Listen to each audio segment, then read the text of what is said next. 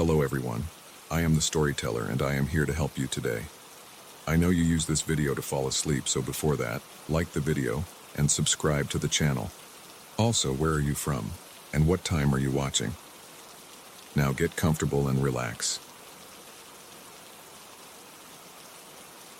The helium balloon shouldn't have been there. I found it on my third morning in the house, bobbing against the water-stained ceiling of the upstairs hallway like something waiting to be noticed. Silver mylar catching the weak Ohio sunlight that filtered through the landing window. Happy birthday printed across its surface in faded purple letters. My father and his girlfriend were still asleep behind their bedroom door. The two doors at the end of the hall remained closed, as they had since we'd arrived. Locked from the outside with old skeleton keys my father kept on his ring. The balloon couldn't have floated up from downstairs. The stairwell made two sharp turns. It couldn't have come through a window. None of them opened, their frames swollen shut with decades of Midwest humidity. Yet there it was, its ribbon trailing along the warped hardwood, fully inflated as if it had just left a party store. I reached for it, and the moment my fingers touched the ribbon, I heard it. A soft rustling from behind the door to my left, like fabric brushing against wood, or hair. That's how it started, with impossible geometry and sounds that shouldn't exist. The house squatted on 40 acres of former farmland outside Ashland, all tall grass and broken fence posts. My father had found it through some obscure estate sale, practically stealing it from whoever was desperate enough to let it go. He'd needed a fresh start after the bankruptcy, after losing the business, after the humiliation of moving in with his son at 38. His girlfriend had suggested Ohio. She had family here once, though they'd all moved away or died. The house would be perfect, she'd said. Quiet, isolated, a place to rebuild. I'd agreed to come for 6 months, maybe a year, just until they got on their feet. I could work remotely, and the rent I'd save would help pay down my student loans. It seemed logical at the time, before the balloon, before the sounds, before I understood what the house wanted. The rustling in the closet started that same night. Not mice. I knew what mice sounded like. This was deliberate, rhythmic, like someone sorting through hangers in the dark. My father's girlfriend complained about it at breakfast, her fingers wrapped tight around her coffee mug, knuckles white. She kept glancing at my father, but he just stared at his eggs, pushing them around his plate. I offered to check the closet, but she practically shrieked her refusal. Said it was fine. Said it was probably just the house settling. Old houses make noise, everyone knows that. But houses don't make shadows that eat light. I first noticed it a week later, creeping down the hallway after midnight for water. The overhead bulb cast its usual sickly yellow glow, except for a patch near their bedroom door where the light simply stopped. Not a shadow exactly.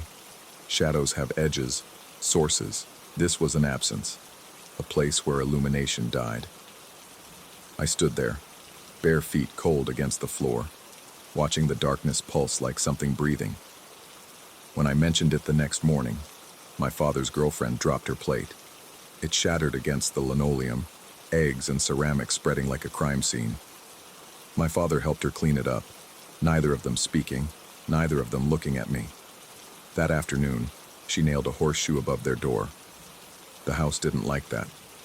The sounds in the closet grew louder, more insistent. Not just rustling now, but thumping, like someone pushing against the door from inside. The shadow in the hallway spread, creeping along the walls like water damage. And the locked doors at the end of the hall, I started hearing things behind them too. Whispers, giggles, the sound of small feet running on hardwood. My father began sleepwalking, or at least, that's what his girlfriend called it.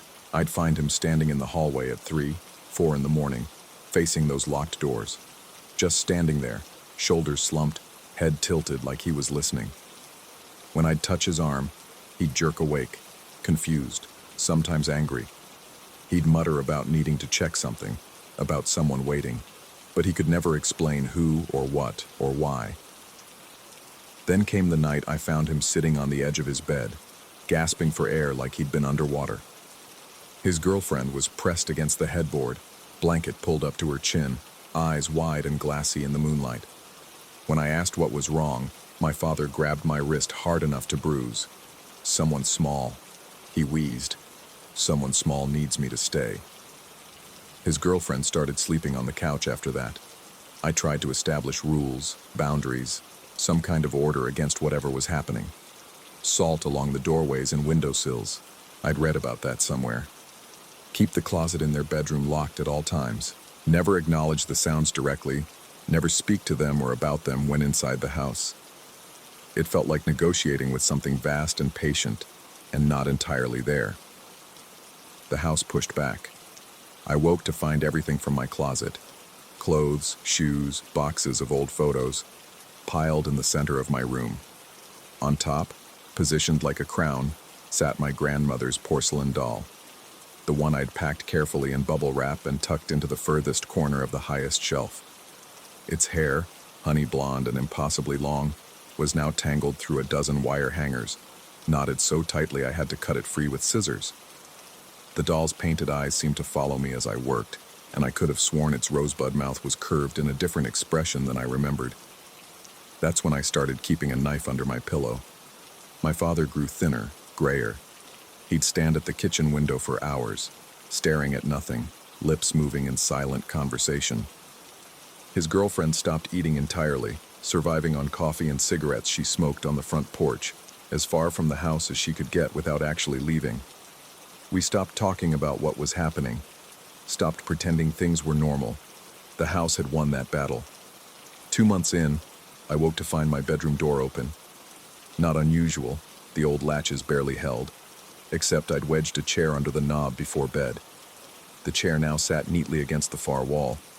In the hallway, that familiar silver balloon bobbed against the ceiling, exactly where I'd first seen it. But now there were more. A dozen, 2 dozen, all identical, all floating in perfect formation down the corridor toward those locked doors. I followed them. I couldn't not follow them. The shadow near my father's room had grown into something architectural, a tunnel of absolute darkness that my eyes couldn't penetrate. But the balloons passed through it easily, their metallic surfaces catching light that shouldn't exist.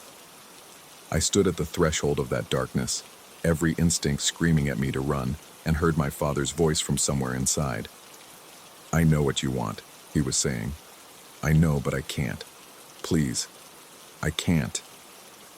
A child's laugh echoed from the locked doors at the end of the hall, high and bright and wrong, like a recording played at the wrong speed.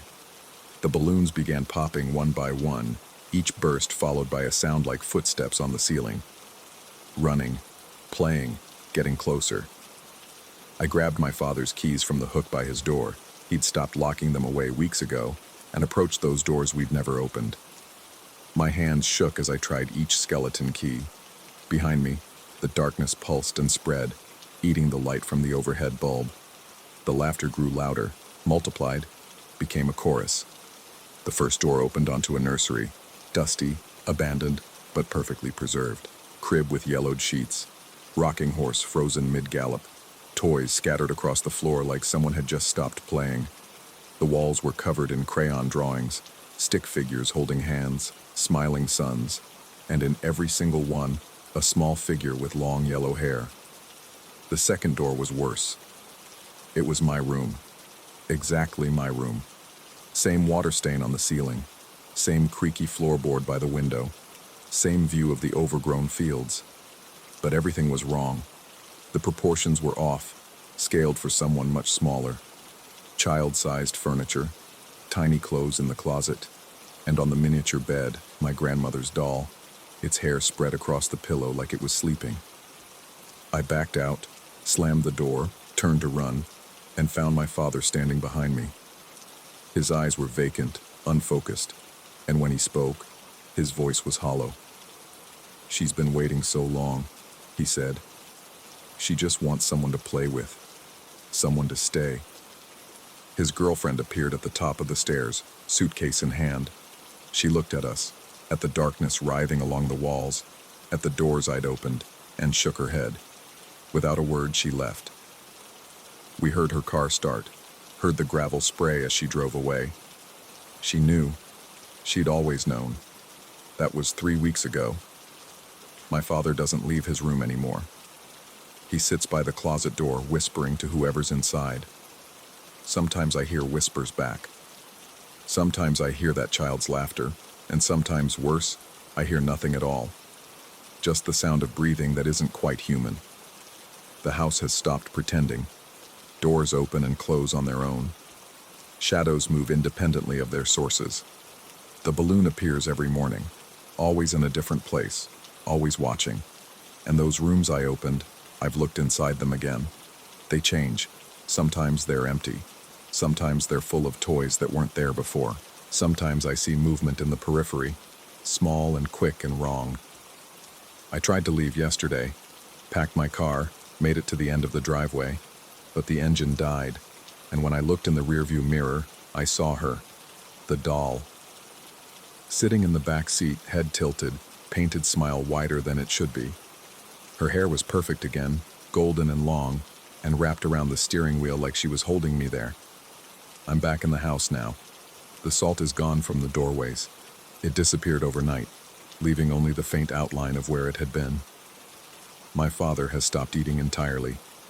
I hear him at night, walking the halls, and in the morning I find things moved, rearranged. The house is decorating itself, preparing for something. I know what it wants, what she wants. The small one who needs someone to stay.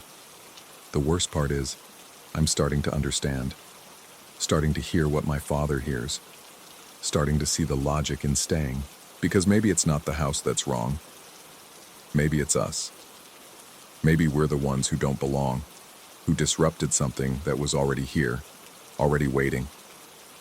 Sometimes, late at night, I stand outside those doors I opened and listen.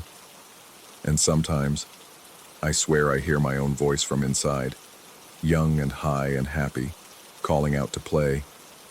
Sometimes I think I've always been in that room, that this is the dream, and when I wake up, I'll be small again. I'll be home again. The balloon is in my room now, floating above my bed, ribbon trailing across my pillow like an invitation, or a warning. Or maybe there's no difference anymore. I don't think I'm leaving Ohio. I don't think any of us are.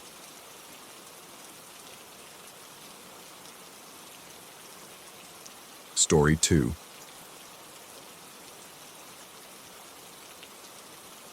The crosses started appearing 3 days after I ended it. I found the first one that Tuesday morning. Her business card, creased and folded into a perfect cross, standing upright on the sidewalk like a tiny monument. It faced my building with deliberate precision, positioned exactly where I'd step out of the entrance. The morning fog made the laminated surface gleam, and for a moment, I could have sworn the text on it was moving, rearranging itself into words I couldn't quite read. But I'm getting ahead of myself. The bar in Jersey City had that particular darkness that makes everyone look better than they are. Amber lights bleeding through cigarette smoke that shouldn't have been there, given the smoking ban, but somehow always was. She'd been sitting alone at the far end, nursing something clear in a rocks glass, her fingers tracing patterns on the condensation. Older, yes, maybe 15 years on me, but carrying it with the kind of confidence that made age irrelevant.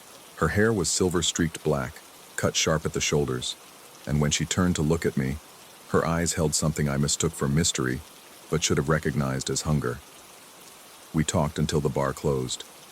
She knew things, obscure jazz albums I'd mentioned loving years ago on a deleted social media profile, the exact intersection where I'd gotten into a minor accident in college, the name of my childhood dog that I was certain I'd never told anyone in this city. I dismissed it then, drunk on attention and her perfume that smelled like church incense mixed with gasoline. The week we spent together blurred like a fever dream. She never invited me to her place, always mine, always arriving just as the sun set, always leaving before dawn. I'd wake to find things moved, my coffee mug on the opposite side of the kitchen, books reshuffled in an order that made no alphabetical or thematic sense. All my shoes turned to face the wall, small violations that felt like messages in a language I couldn't decode. She spoke in riddles sometimes, mentioned seeing colors around people that indicated their temporal displacement. whatever that meant. She'd stop mid-conversation to stare at empty corners of my apartment, nodding as if in agreement with something invisible. Once I woke at 3 a.m. to find her standing naked at my window, pressing her palms against the glass and whispering numbers in a sequence that repeated every 13 digits. The breaking point came when she produced a vial of what looked like mercury from her purse and insisted I drink it to align our frequencies. The liquid moved against gravity, crawling up the sides of the glass container like it was alive. That's when I ended it. Told her it wasn't working, that we wanted different things. She didn't argue. She just smiled with too many teeth and left through my front door, though I could have sworn I heard it open and close twice. The late-night messages started immediately. Not texts. She'd never asked for my number, but voicemails that appeared on my phone without it ever ringing. Her voice layered over itself, creating harmonies that shouldn't have been possible from a single throat. The words were backwards sometimes, or in languages that sounded familiar but weren't quite anything I recognized. The last coherent one simply said, "You can't unknow me now." Then came the scooter. Every night at exactly 2:47 a.m., the engine would growl to life somewhere close, too close, to my building. Not the normal putter of a Vespa, but something deeper, more mechanical, like breathing through a respirator. I'd peer through my blinds and see nothing, but the sound would circle the block 7 times before dying abruptly, always on the 7th pass. The night I finally worked up the courage to confront whoever it was, the intercom camera revealed the figure in the mirrored helmet. The reflection in that visor didn't show my building's entrance. It showed my bedroom, real time, with me standing at the window looking down. I stumbled backward, and in the reflection, my image stumbled too, but a half-second late, like a transmission delay from somewhere very far away. My elderly neighbor, a Croatian man who'd survived things he'd never speak about, went down to confront the figure. I watched through the peephole as he approached, his gait steady despite his 80-something years. He said something I couldn't hear, gestured calmly toward the street. The helmet tilted. Not quite a nod, more like the gesture of something trying to remember how humans acknowledge each other. And then the figure was gone. Not drove away. Gone.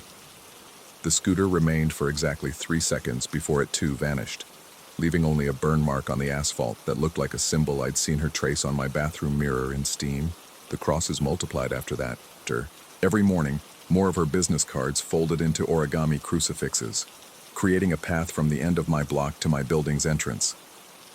They appeared in patterns, Fibonacci sequences, golden spirals, geometric progressions that hurt to look at directly. The text on the cards changed each day. Monday, accounting services. Tuesday, spiritual consultation. Wednesday, temporal adjustment. Thursday, just my name, repeated in diminishing font sizes until it became microscopic. I started taking different routes, leaving through the building's back entrance, but the crosses would appear there too, predicting my decisions before I made them. One morning, I found them arranged in the shape of a clock face, with 13 hours instead of 12. The extra hour positioned between 2 and 3 a.m. My dreams became infiltrated. She'd appear in scenarios that started normally. Work meetings, grocery shopping, waiting for the subway. But her presence would warp everything around her. Colors would invert. Gravity would shift directions. People's faces would blur into composite images of everyone I'd ever known. She'd speak without moving her lips, her words appearing as text floating in the air, fonts I'd never seen before that seemed to move and breathe. I tried to research her, but the name she'd given me produced no results. The business cards had no website, no phone number, just an address that Google Maps insisted didn't exist. A space between 2 buildings where there should have been only a wall. I drove there once, at noon on a Saturday, and found a narrow alley that hadn't been there the day before. The opening was exactly wide enough for one person to walk through sideways, and about 20 feet in, it turned sharply left into darkness that my phone's flashlight couldn't penetrate. I didn't go in, but I stood there for an hour, and I swear I could hear that scooter engine breathing from somewhere deep within. The neighbor who'd confronted the helmeted figure started avoiding me. When I finally cornered him in the lobby, he looked through me rather than at me and said only, "Some doors, once opened, Reshape the doorway. You smell like her now. Like ozone and old film burning. Last night, I woke to find 13 missed calls from my own number. The voicemails were recordings of me sleeping, but my breathing was off. Too rhythmic, too deep, like something wearing my lungs was trying to remember how humans breathe. In the background of the recordings, I could hear her voice, not speaking but humming a tune that made my teeth ache and my vision blur. This morning, the crosses weren't made from her business cards. They were made from photos, Polaroids that shouldn't exist, showing me in my apartment from angles that didn't make sense. In some, I was sleeping. In others, I was awake but looking in the wrong direction, my eyes reflecting light that wasn't there. In one, I was standing at my window, but my reflection showed her standing behind me, her hands on my shoulders, her mouth open impossibly wide. The worst part was the photo at my doorstep. It showed me writing this, right now, hunched over my laptop at 3:24 a.m. But in the photo, there's someone sitting across from me at my kitchen table, their face obscured by shadow except for a smile that has too many teeth. I'm alone in my apartment. I've checked every room, every closet, every space large enough to hide a person, but I keep hearing breathing that isn't mine. She left a final voicemail an hour ago, her voice clear for the first time since I ended things. The invitation was never mine to give. You invited something else when you noticed me noticing you. It's been counting your breaths since that night in Jersey City, learning your rhythm, practicing your walk. When you accept that last conversation, and you will, because the alternative is worse, it won't be me you're letting in. I was just the door. You're the house. And the new tenant has already started redecorating. The scooter engine just started outside. It's 2:47 a.m., but this time, it's not circling. It's idling directly below my window, and I can hear footsteps on the fire escape. Too many footsteps for one person, like someone walking with legs that bend in too many places. The metal is groaning under a weight that doesn't match the light tap, tap, tap of the climbing. I want to look. Every atom in my body is screaming to go to the window, to pull back the curtain, to see what's wearing her face, or if it's even bothering with a face anymore. The breathing I've been hearing is getting louder, and I've just realized it's been matching my rhythm perfectly, but it's coming from the apartment above mine. The apartment that's been vacant for 3 years. The crosses on my street have started glowing, a soft phosphorescence that's visible through my blinds. They're rearranging themselves into a message I don't want to read, but my eyes are drawn to it anyway. The letters are forming slowly, deliberately, like something teaching itself our alphabet in real time. My phone just lit up with another voicemail from my own number. I haven't listened to it yet, but I can see the transcript preview. Stop writing. Start walking. The door is you. I think I understand now. She wasn't obsessed with me. She was preparing me. The crosses aren't threats. They're markers, showing something else where to find the door she opened. And every word I write is another invitation, another breadcrumb leading it closer to whatever I've become. The footsteps have stopped. They're at my window now. I can see a shadow through the curtain. Too tall, joints in the wrong places. Wearing her business suit but filled with something that moves like liquid, trying to remember how to be solid. It's knocking now. 3 taps, then 7, then 13, the pattern she used to trace on my skin. I'm going to answer. Not because I want to, but because I just noticed something in the reflection on my laptop screen. I'm already standing at the window, my hand on the curtain, even though I'm still sitting here typing. We're both me. Or neither of us is. The last cross on the street just unfolded into her business card, and there's a new message. Services rendered. Invoice due. I never asked what she was accounting for. Story 3. The alarm's shriek cut through my sleep like a rusty blade through fabric. 3:17 a.m., according to the clock's green digits burning through the darkness of my bedroom.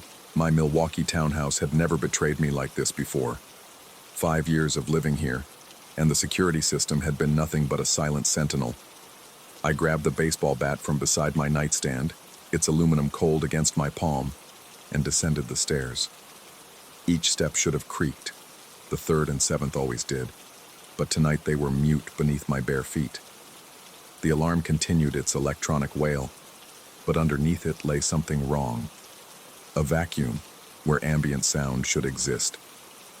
The kitchen stopped me cold. Glass shards glittered across the tile floor like frozen tears, catching the moonlight filtering through intact windows. Every cabinet door hung open, their contents, plates, bowls, glasses, shattered and scattered. But the windows remained sealed, untouched. The doors showed no signs of forced entry. My security app confirmed what made no sense. Zero motion detected on the ground floor for the past 60 seconds. I silenced the alarm with trembling fingers on the keypad. The sudden quiet hit me like a physical force. Not regular quiet. This was the absence of sound itself, as if someone had stuffed cotton into the world's ears. I watched a ceramic shard fall from the counter. It should have clinked against the tile. Instead, it landed in absolute silence. My mouth went dry. I called out, testing my voice, and heard myself speak, but the sound seemed to come from inside my skull rather than through the air. The refrigerator's hum had vanished. The grandfather clock in the hallway, inherited from my father, had stopped its perpetual ticking. Even my breathing seemed to produce no audible evidence of its existence. I spent the rest of that night in my car, parked in the driveway, watching the house through windshield fog created by my anxious breathing.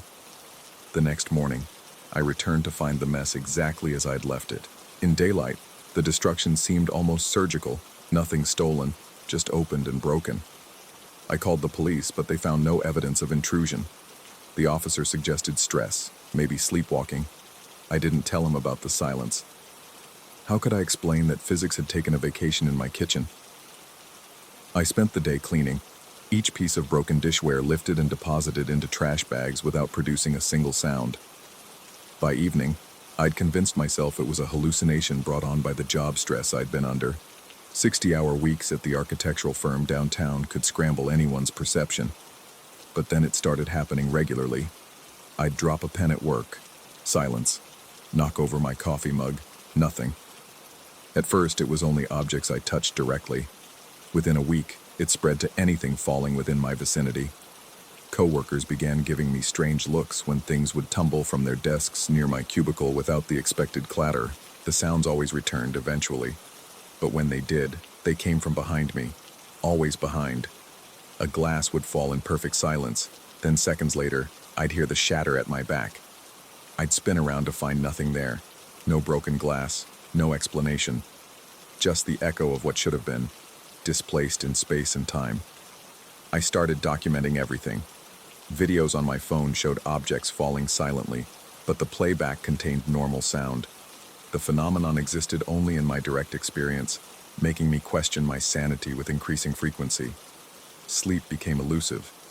I'd lie awake listening to the nothing, waiting for the delayed sounds to catch up. Sometimes they'd arrive hours later, the crash of morning dishes echoing through my bedroom at midnight, the slam of my car door reverberating through the house at 3 a.m., always from behind wherever I happened to be facing. 2 weeks after the first incident, I noticed the shadows. They moved wrong, sliding across walls independent of their light sources. In my peripheral vision, they'd stretch and contort, reaching toward me with elongated fingers. When I looked directly, they'd snap back to normal, just regular shadows cast by regular objects. But I could feel them watching, waiting for me to look away again.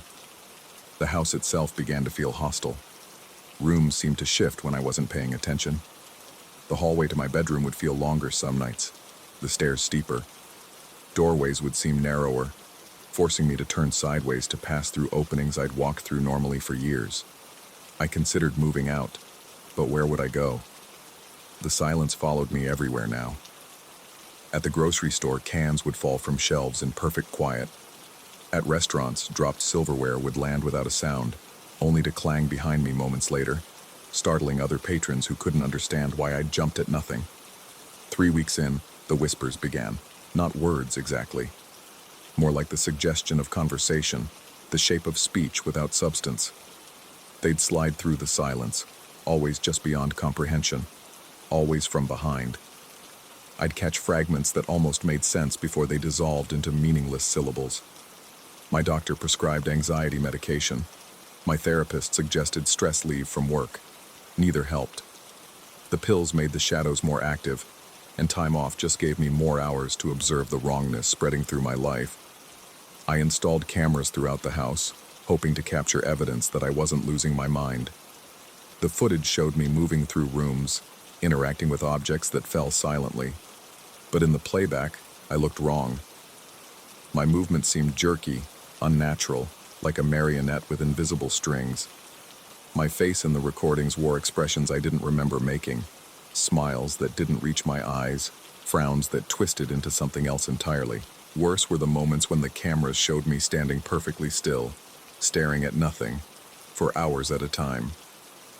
I had no memory of these episodes. According to the timestamps, I'd lose entire afternoons, standing in my kitchen or living room, motionless except for my eyes tracking something the cameras couldn't see. One morning, I discovered new footage that made my blood freeze. The camera in my bedroom had captured me getting up at 2:47 a.m., walking backward down the stairs, through the house, and into the basement. The video showed me standing in the corner for 3 hours, face pressed against the wall, whispering continuously. When I finally moved, I walked backward again, retracing my exact path to bed. I had no memory of any of it. The whispers grew louder after that, more insistent. They seemed to come from inside the walls, beneath the floorboards, above the ceiling.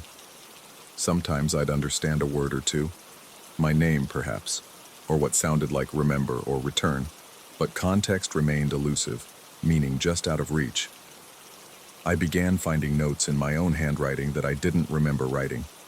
Shopping lists for items I'd never buy, canvas tarps, rope, industrial bleach, reminders for appointments I hadn't made, addresses I didn't recognize. One simply read, "The sound behind you is you, in front of yourself." My reflection started arriving late. I'd move, and a fraction of a second later, my mirror image would follow. The delay grew longer each day. By week 4, my reflection lagged several seconds behind, creating a disorienting double exposure of movement. Sometimes in the corner of my eye, I'd catch it moving independently, turning its head when mine was still, smiling when I wasn't. The house developed cold spots that moved like living things, sliding through rooms with purpose. They'd brush against me with what felt like intention, leaving my skin prickled with goosebumps and my mind racing with inexplicable dread. The temperature would drop 20 degrees in seconds, then return to normal just as quickly. I stopped inviting people over after my sister visited and asked why I kept walking backward when I thought she wasn't looking. She said I'd served her coffee by reaching behind myself without turning around, my arm bending at an impossible angle. When she tried to show me video evidence on her phone, the file had corrupted, leaving only static and that persistent whispering.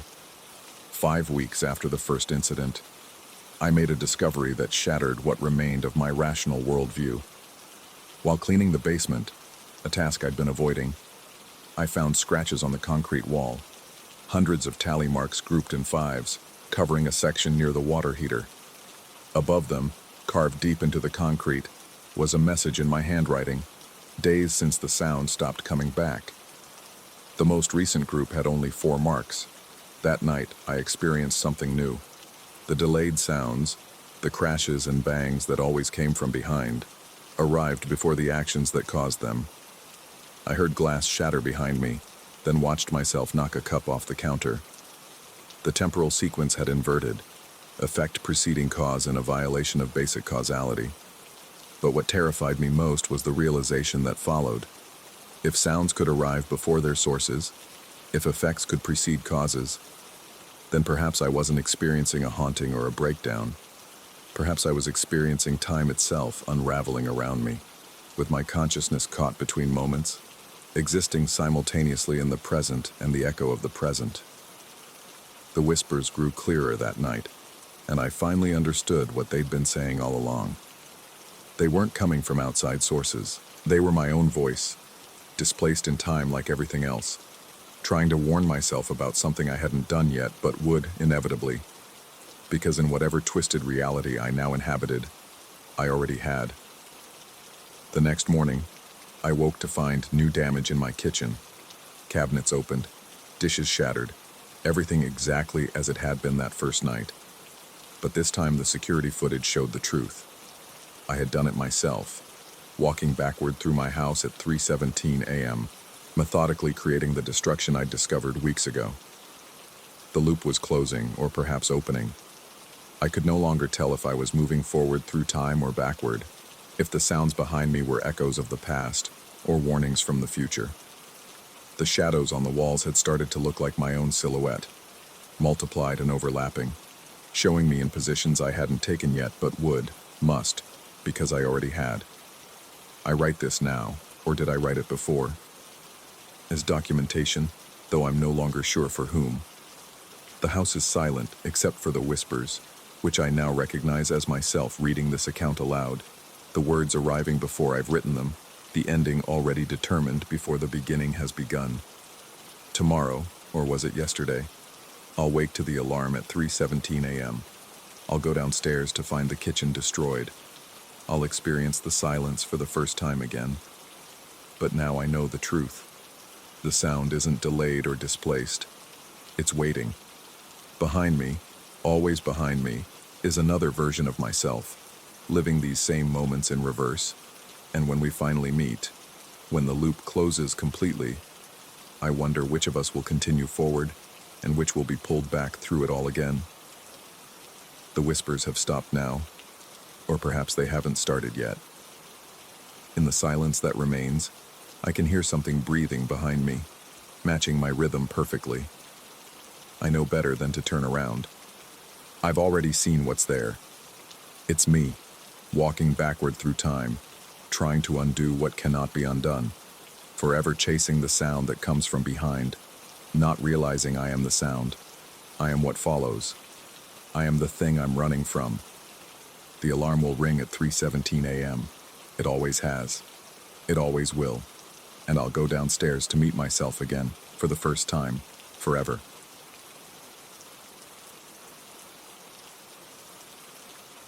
Story 4. The clock on my nightstand reads 6:16 a.m. In 60 seconds, everything I touch will resist letting go. I discovered this 3 weeks ago, though the pattern began that weekend at my aunt's ranch in the Blue Ridge Mountains. Now I sit here, hands carefully folded in my lap, waiting for the minute to pass. The digital display glows red in the pre-dawn darkness of my apartment, each second crawling toward that cursed moment when reality develops a subtle wrongness, a viscosity that shouldn't exist. But I'm getting ahead of myself. To understand why I now schedule my life around avoiding physical contact at 6:17, you need to know about that weekend. The ranch squatted against the mountain's base like something that had grown from the earth rather than been built upon it. October had stripped the trees bare, leaving skeletal branches to scratch at the low-hanging clouds. My aunt had inherited the property 6 months prior from a distant relative none of us had known existed. She'd invited me and my partner up for the weekend, a chance to assess what needed fixing before winter set in hard. The storm rolled in our first evening there. Not unusual for the mountains, my aunt's husband assured us, though I noticed how his eyes kept drifting to the windows as the wind picked up. Lightning transformed the world outside into a series of still photographs.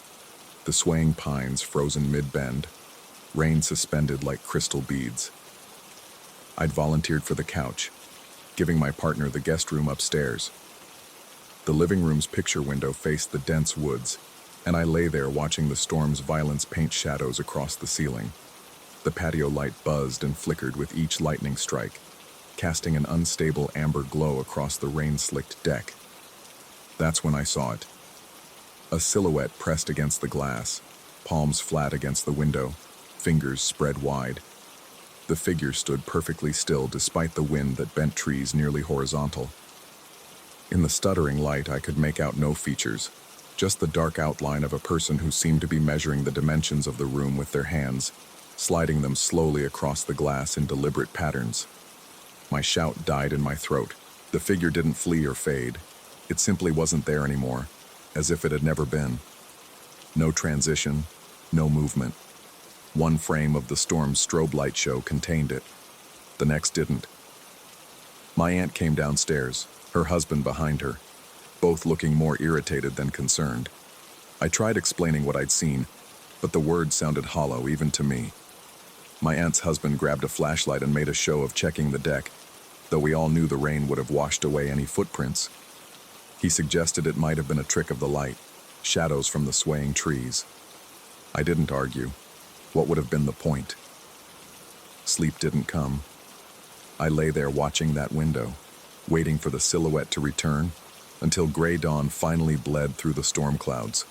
The buzzing woke me, persistent, mechanical, endless, like an alarm that couldn't be shut off.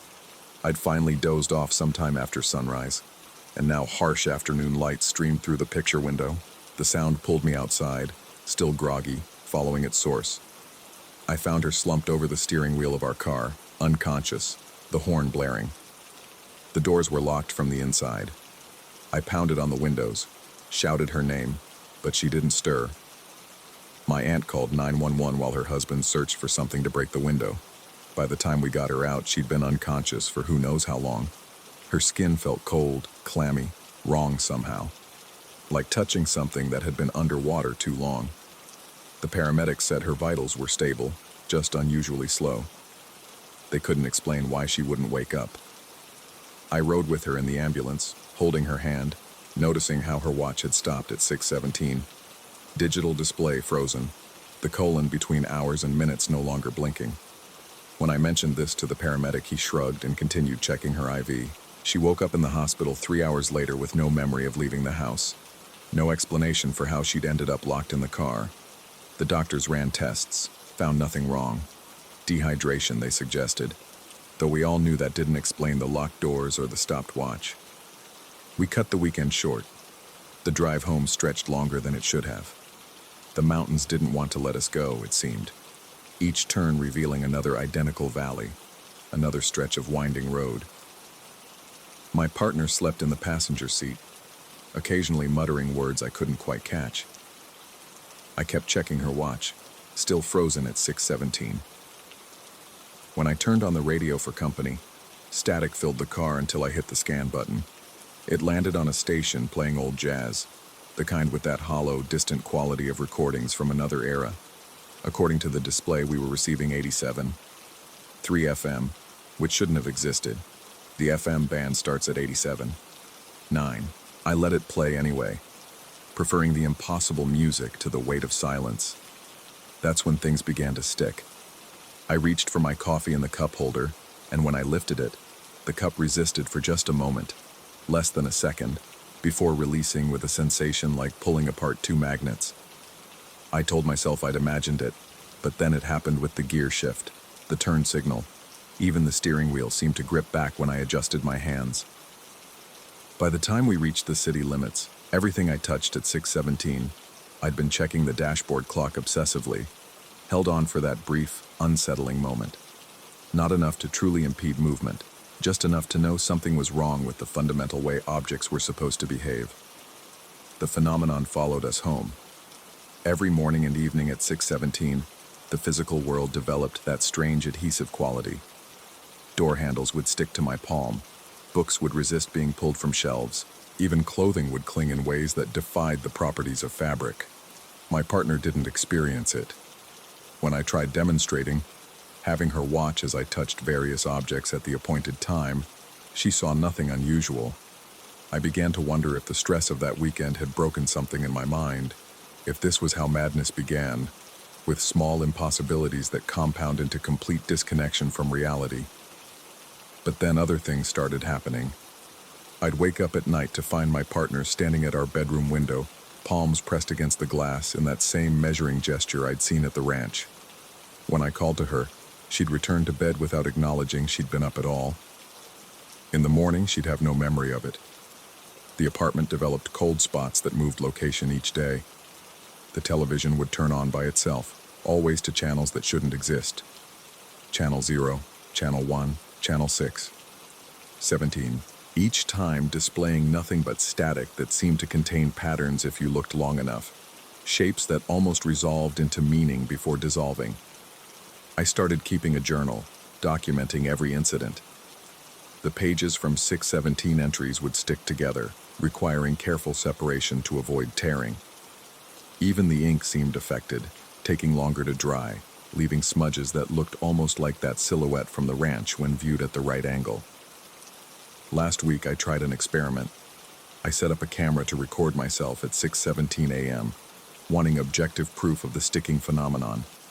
When I reviewed the footage, I wasn't alone in the frame. That familiar silhouette stood behind me, hands on my shoulders, though I'd felt nothing at the time. It remained perfectly still for the entire minute of 6:17, then vanished between frames when the clock changed to 6:18.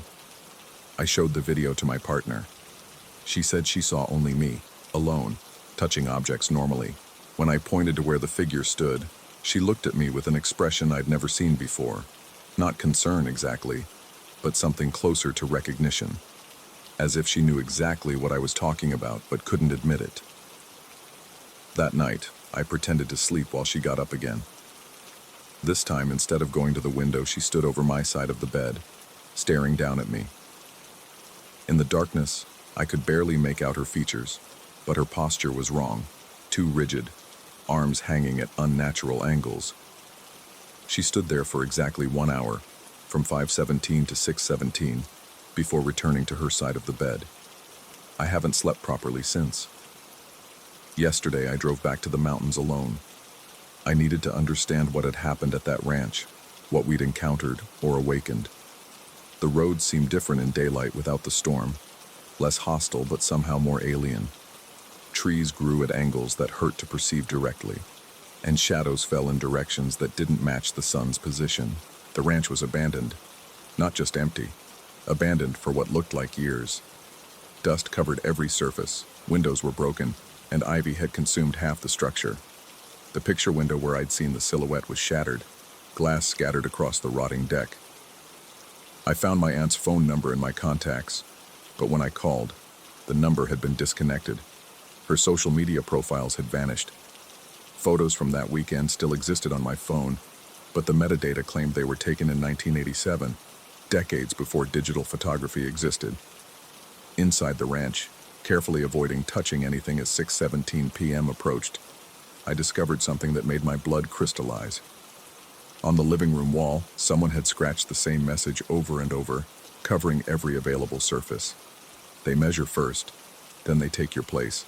6:17 is when the boundary thins. The handwriting looked like mine. I drove home in silence. No radio. Wrestling with implications I didn't want to acknowledge. When I arrived, my partner was cooking dinner, humming a song I recognized but couldn't place. She smiled when I entered, that familiar warm smile I'd fallen in love with.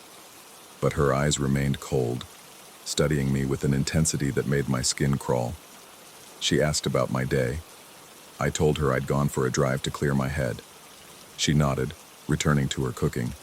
But I noticed she was preparing a meal for 3. When I asked who was joining us, she looked confused, gestured to the already set table. 3 plates, 3 sets of silverware, 3 glasses. The third place setting was at the head of the table, where no chair existed. We ate in silence. Throughout the meal, she would occasionally pause, turning her head slightly as if listening to someone speak, then nod and continue eating.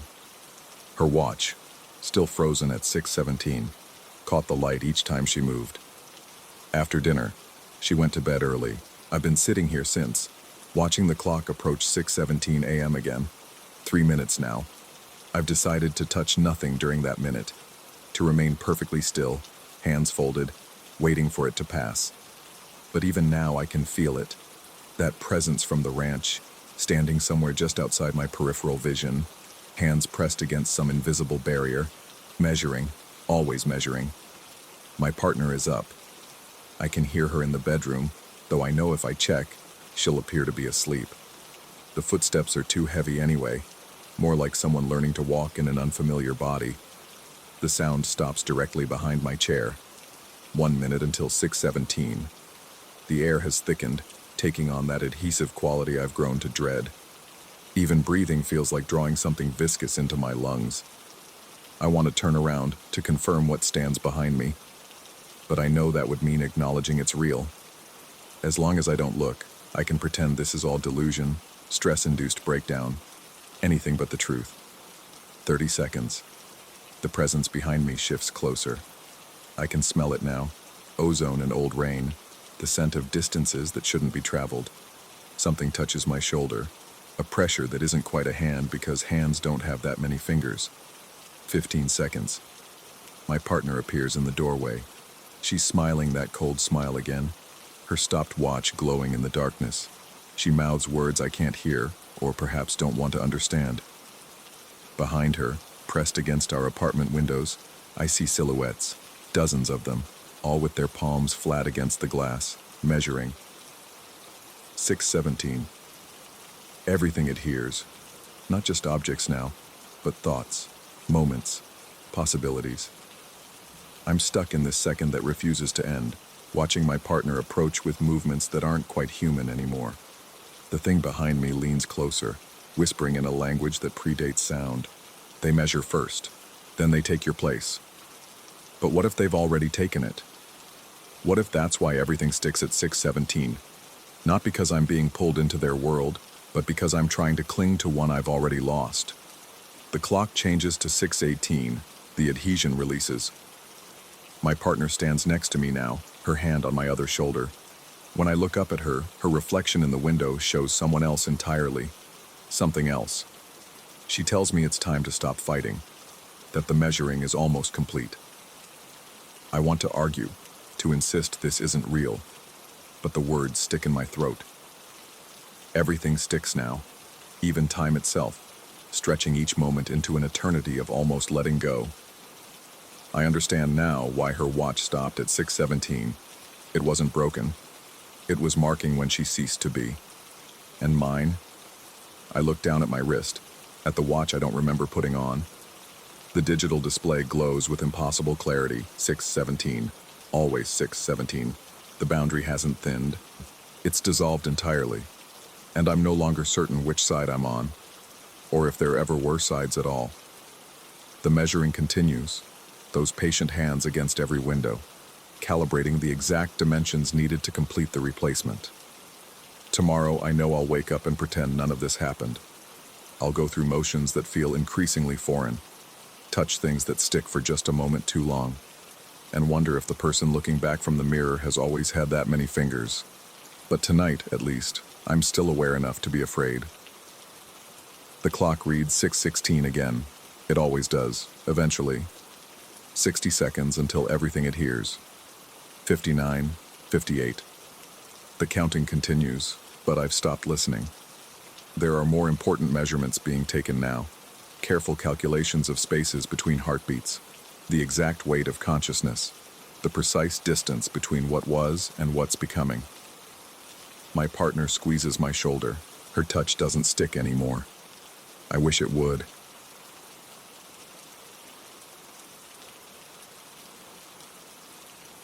Story 5.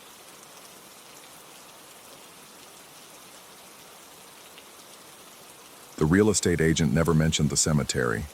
I discovered it 3 days after signing the lease, when I stepped onto the wraparound porch of my new Victorian rental and noticed the iron spires jutting above the tree line exactly 1 block north.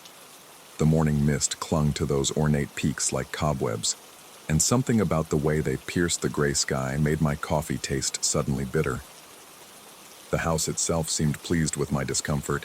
Built in 1887 according to the brass plaque near the front door, it possessed that peculiar character old houses develop.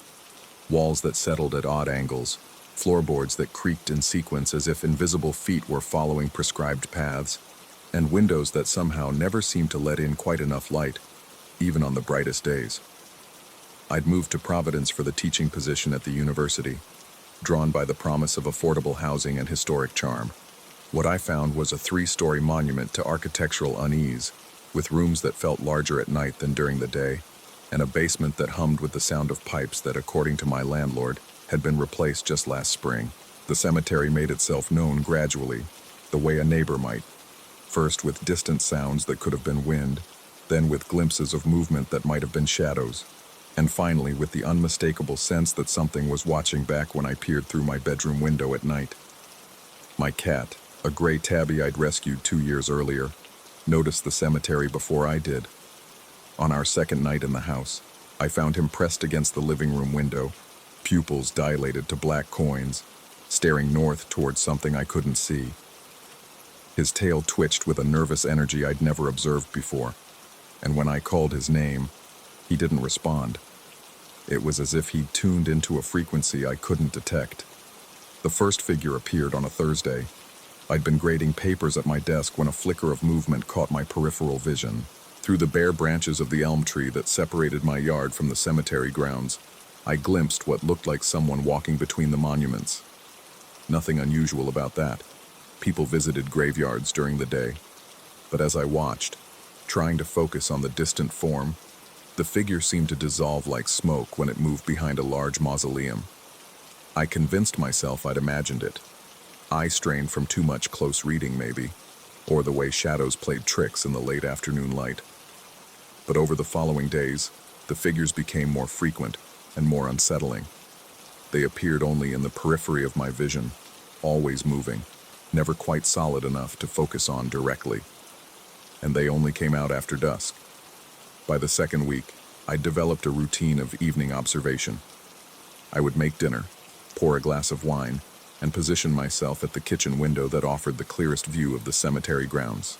The figures, I counted at least 3 distinct forms, seemed to follow their own patterns. They emerged from behind the larger monuments as full darkness settled, drifted between the headstones with an unnatural fluidity, and disappeared whenever the streetlight at the cemetery's entrance flickered off, which it did with disturbing regularity.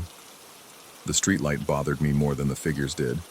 It was one of those old-fashioned posts with a wrought iron design that matched the cemetery's aesthetic, but its timing was wrong.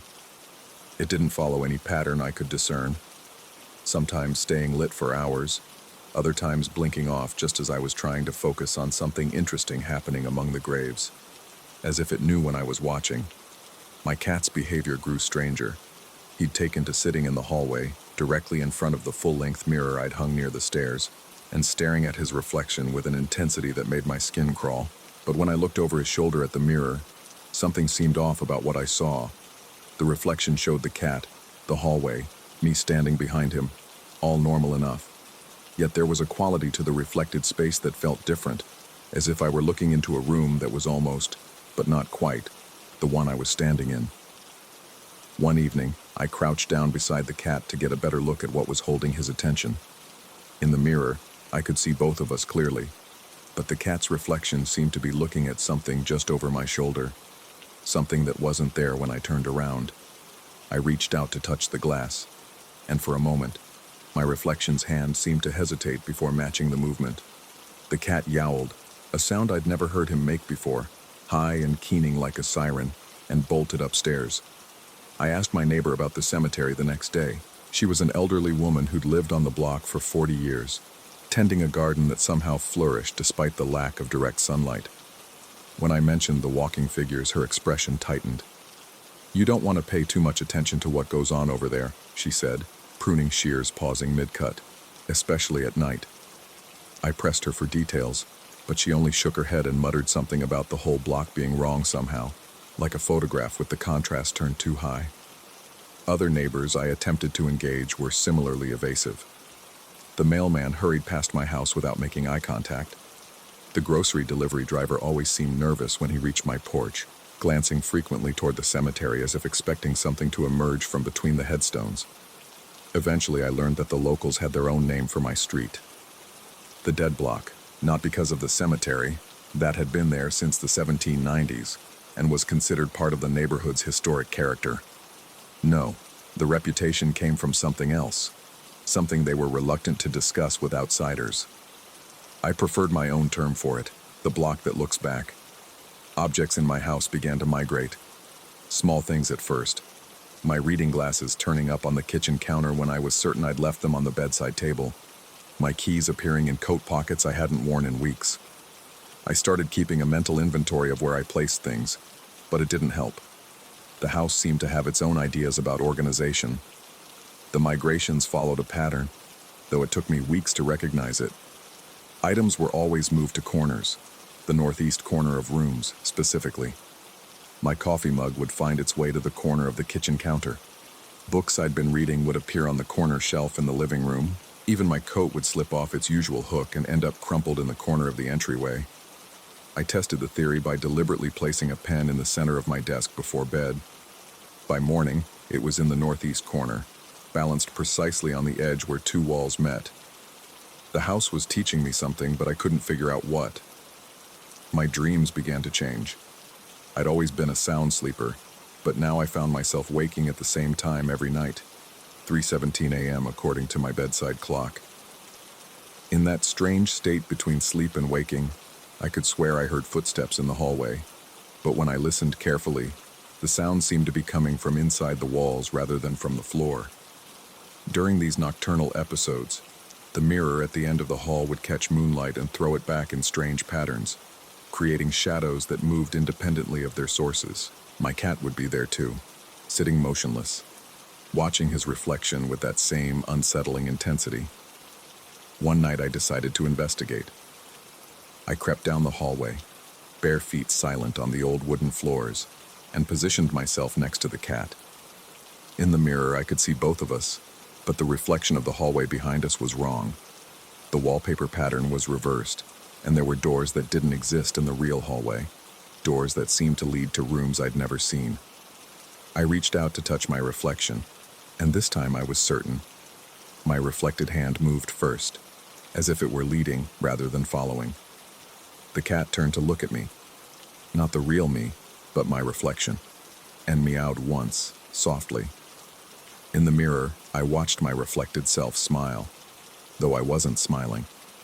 The expression was patient, knowing, as if my reflection understood something I didn't.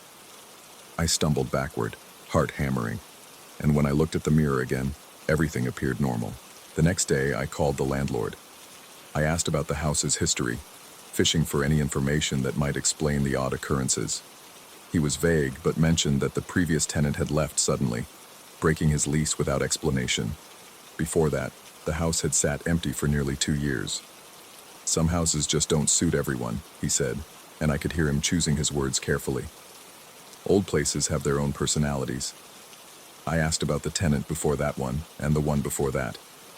Each had stayed for less than a year. Each had left without giving notice. What about the cemetery? I asked. Does that affect the rental market? He laughed, but it sounded forced. People in Providence are used to living with the dead. It's the living that cause problems. That night I decided to confront whatever was happening directly. I armed myself with a flashlight and my curiosity and walked to the cemetery entrance just after sunset. The iron gates were closed but not locked, and they opened with a rusty screech that seemed to echo longer than it should have. The cemetery felt different from the inside, older somehow, as if I'd stepped back in time. The headstones were weathered to illegibility, their surfaces worn smooth by decades of New England weather. Moss grew in patterns that looked almost like text, and the gravel paths between the rows of graves seemed to follow routes that defied the logical layout I'd observed from my window. I walked slowly, following the main path toward the center of the grounds, where an elaborate monument rose 20 feet into the air. As I approached, I realized it wasn't a monument at all, but a mausoleum, one of the largest I'd ever seen, with carved angels whose faces seemed to track my movement in the shifting beam of my flashlight. Behind me, gravel crunched softly. I spun around, flashlight sweeping across the rows of headstones, but saw nothing. Yet the sound continued, footsteps keeping pace with mine, staying just out of the light's reach. When I stopped walking, they stopped too. When I resumed, they followed. The figures were there, I realized. Not visible, but present, maintaining their distance like shy animals. They were curious about me, perhaps as curious as I was about them. I made my way back toward the entrance, the invisible footsteps accompanying me, and as I reached the gates, I turned for one final look at the cemetery grounds.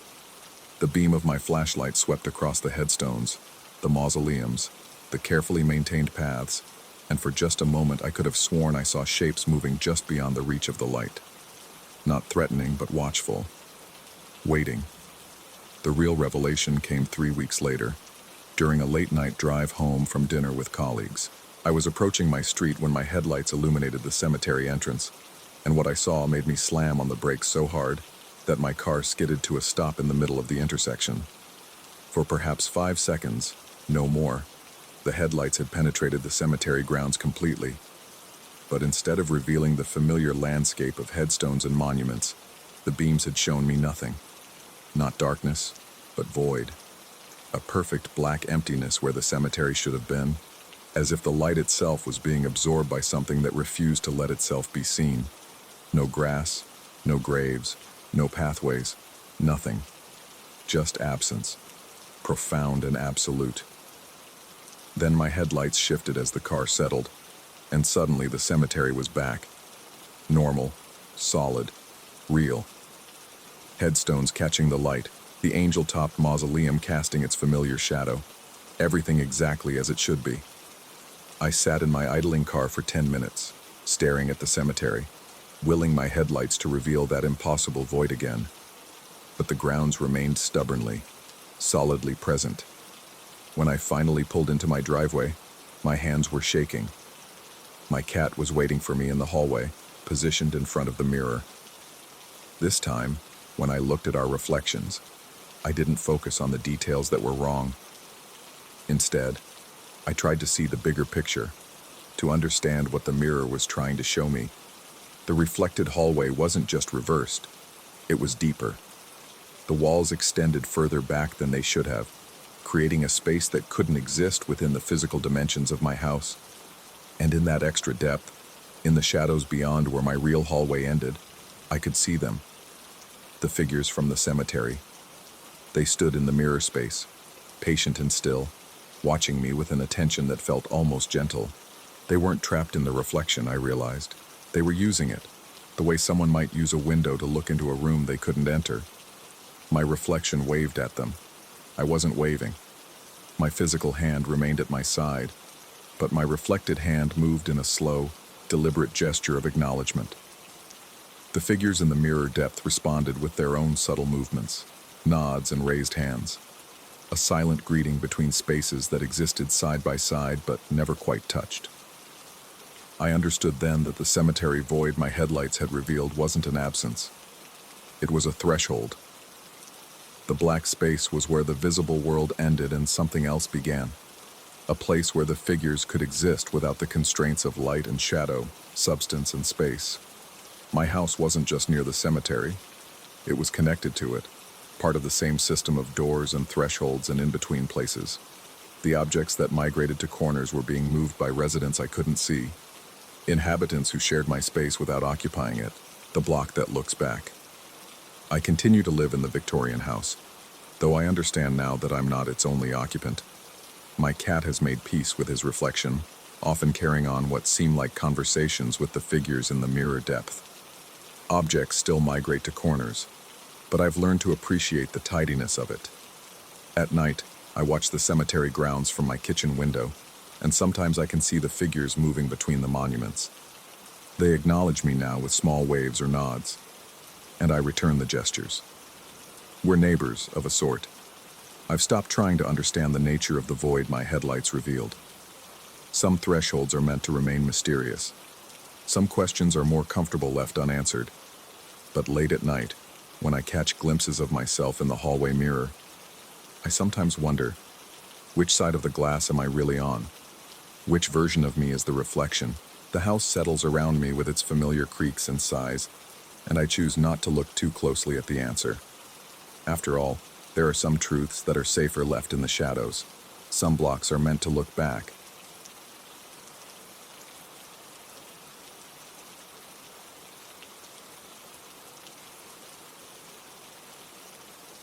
Story 6.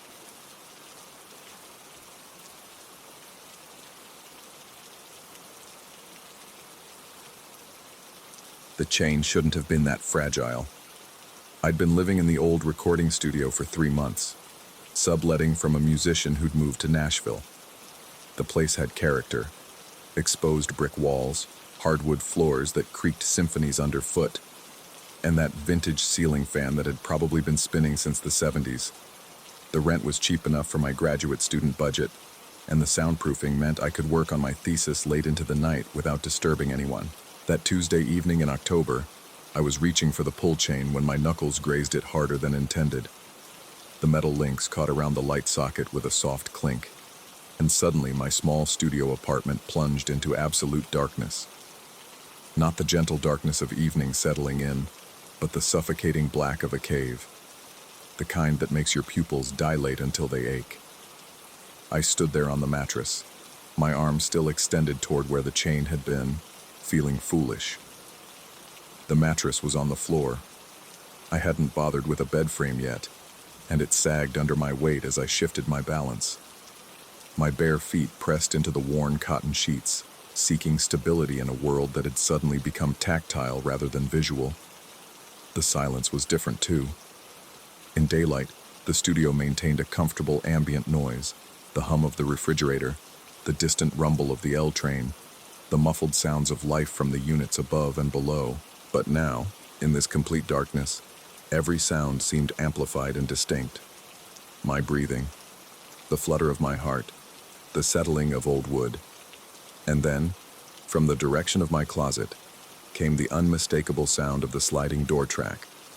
I froze, one hand still reaching toward the broken chain, the other now gripping the edge of the mattress. The sound was subtle but definitive, that particular scraping whisper of metal on metal that the closet door made when it moved along its track. I'd heard it dozens of times since moving in, usually when I was getting dressed or reaching for my jacket. But I wasn't near the closet. I was standing on my mattress in the center of the room. The sliding stopped, leaving behind a silence that felt heavier than before. I strained to listen, my ears becoming hypersensitive in the darkness. That's when I heard it, soft, rhythmic, barely audible, like someone breathing on the other side of the hanging clothes. My rational mind immediately began constructing explanations. Old buildings settle. Temperature changes cause materials to expand and contract. The ventilation system could create air currents that might move things. The heating had kicked on earlier, and maybe thermal expansion was causing the track to shift. But my body wasn't listening to my rational mind. My heart rate had accelerated, and a thin film of sweat was forming on my palms despite the cool October air. I found myself holding my breath as if making noise might attract attention from whatever was, or wasn't, in my closet. I reached up again for the pull chain, fumbling in the darkness. My fingers found it, tangled around the socket, and I worked to free it. The metal was surprisingly warm to the touch, as if it had been handling heat rather than just hanging there. When I finally got it loose and pulled, I heard the distinctive click of the switch engaging. Nothing happened. No light. No gentle illumination of my familiar space. Just the same impenetrable darkness, and that faint sound of breathing from the closet. I pulled the chain again. Click. Still nothing. The breathing sound had stopped. Panic started as a small flutter in my chest like a trapped bird. I needed to get out of this room, needed light, needed to see what was happening.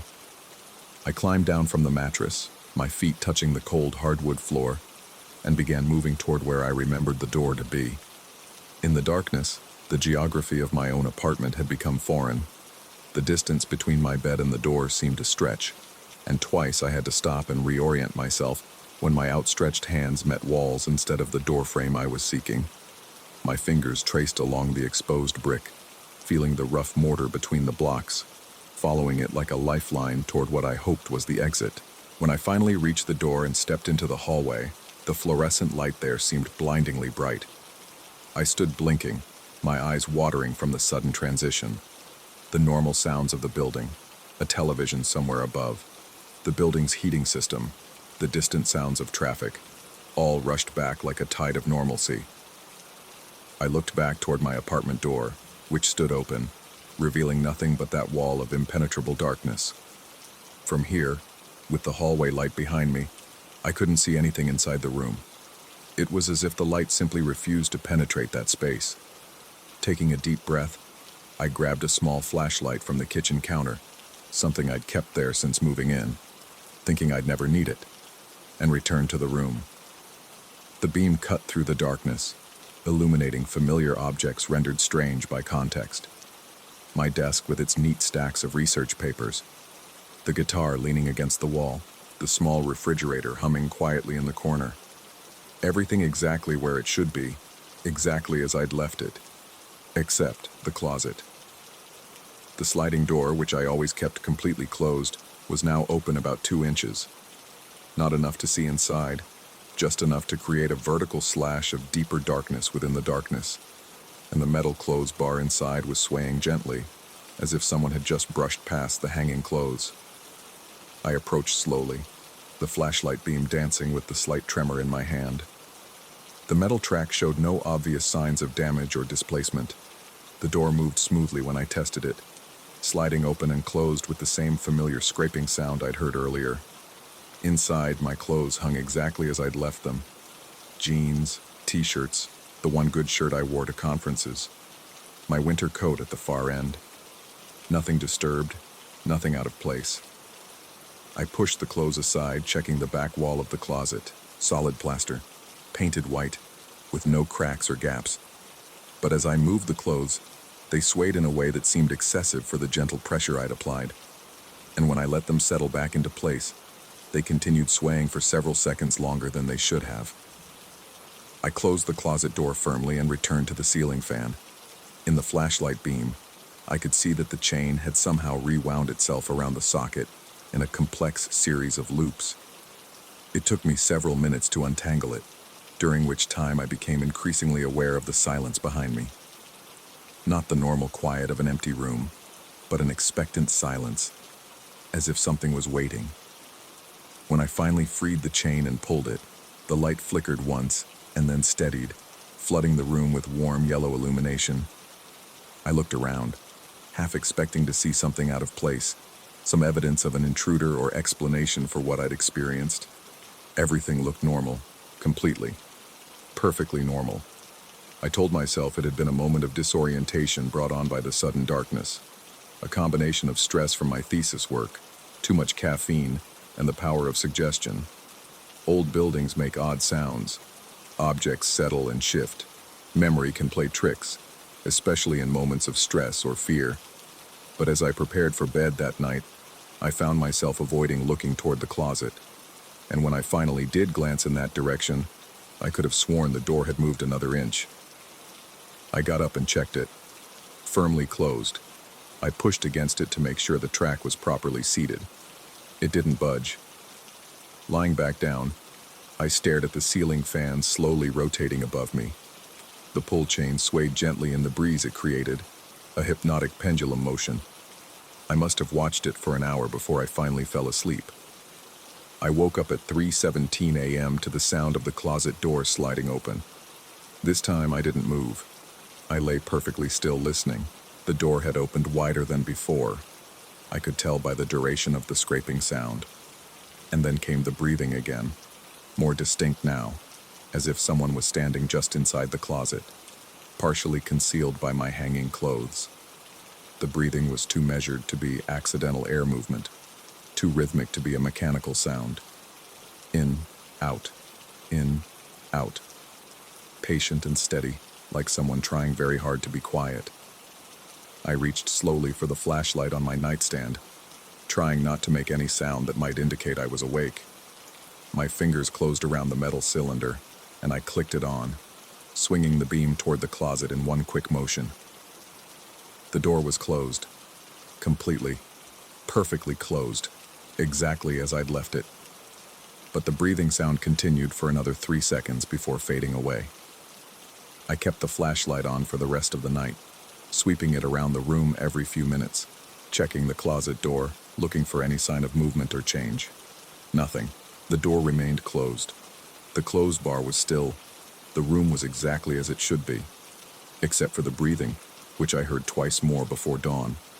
Always when the flashlight beam was pointed away from the closet, always stopping the moment I turned toward the sound. When morning came, I called in sick to my research assistantship.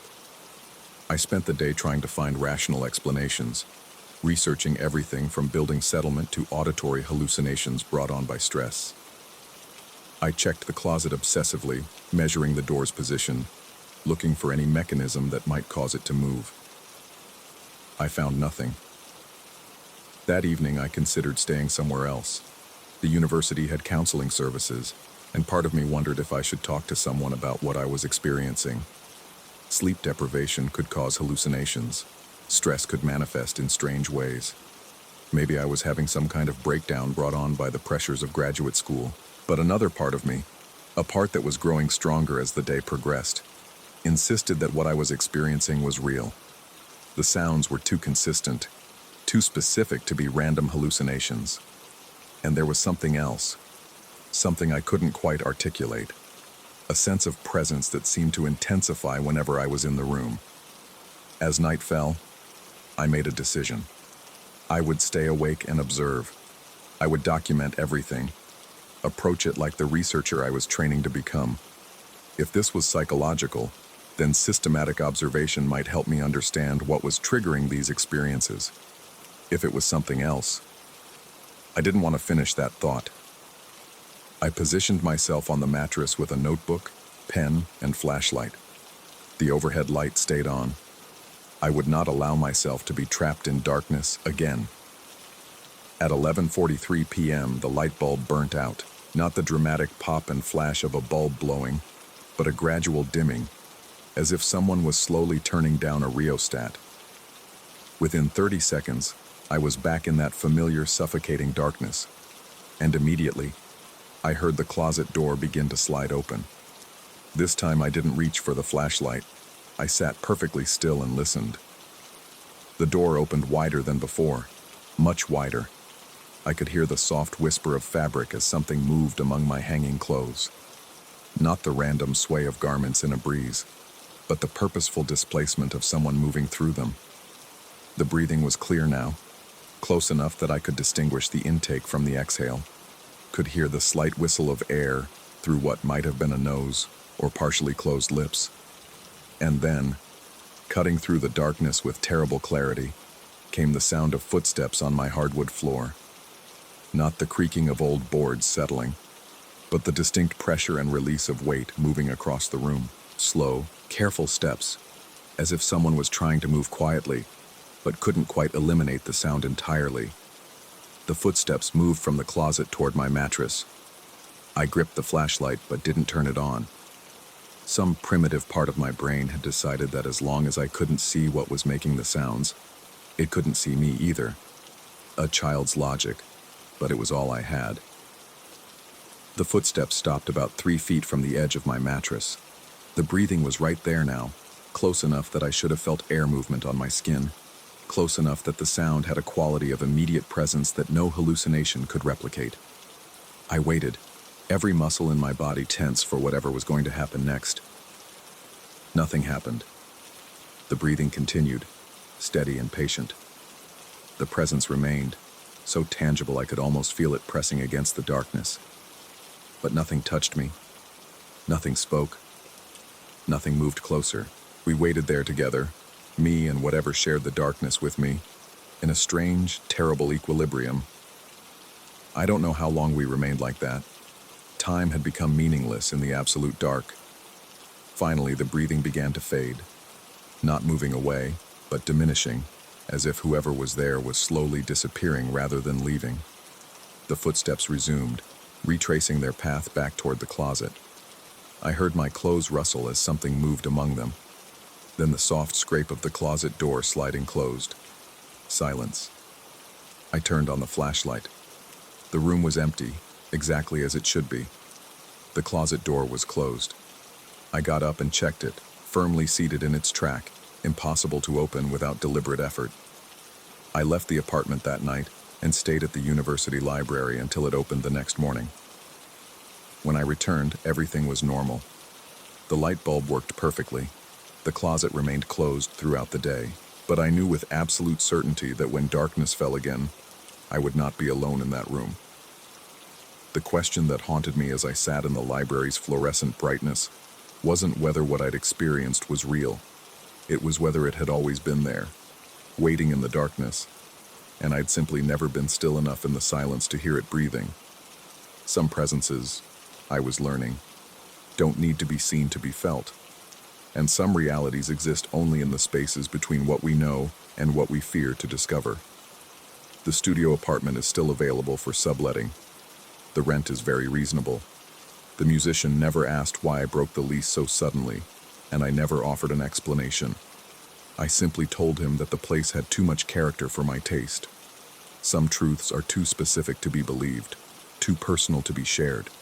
All I can say with certainty is that I sleep better now in rooms with multiple light sources, and I always keep my closet doors open, because I've learned that it's not what you can see in the darkness that you need to fear.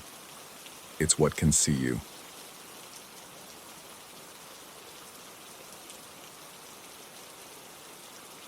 Story 7.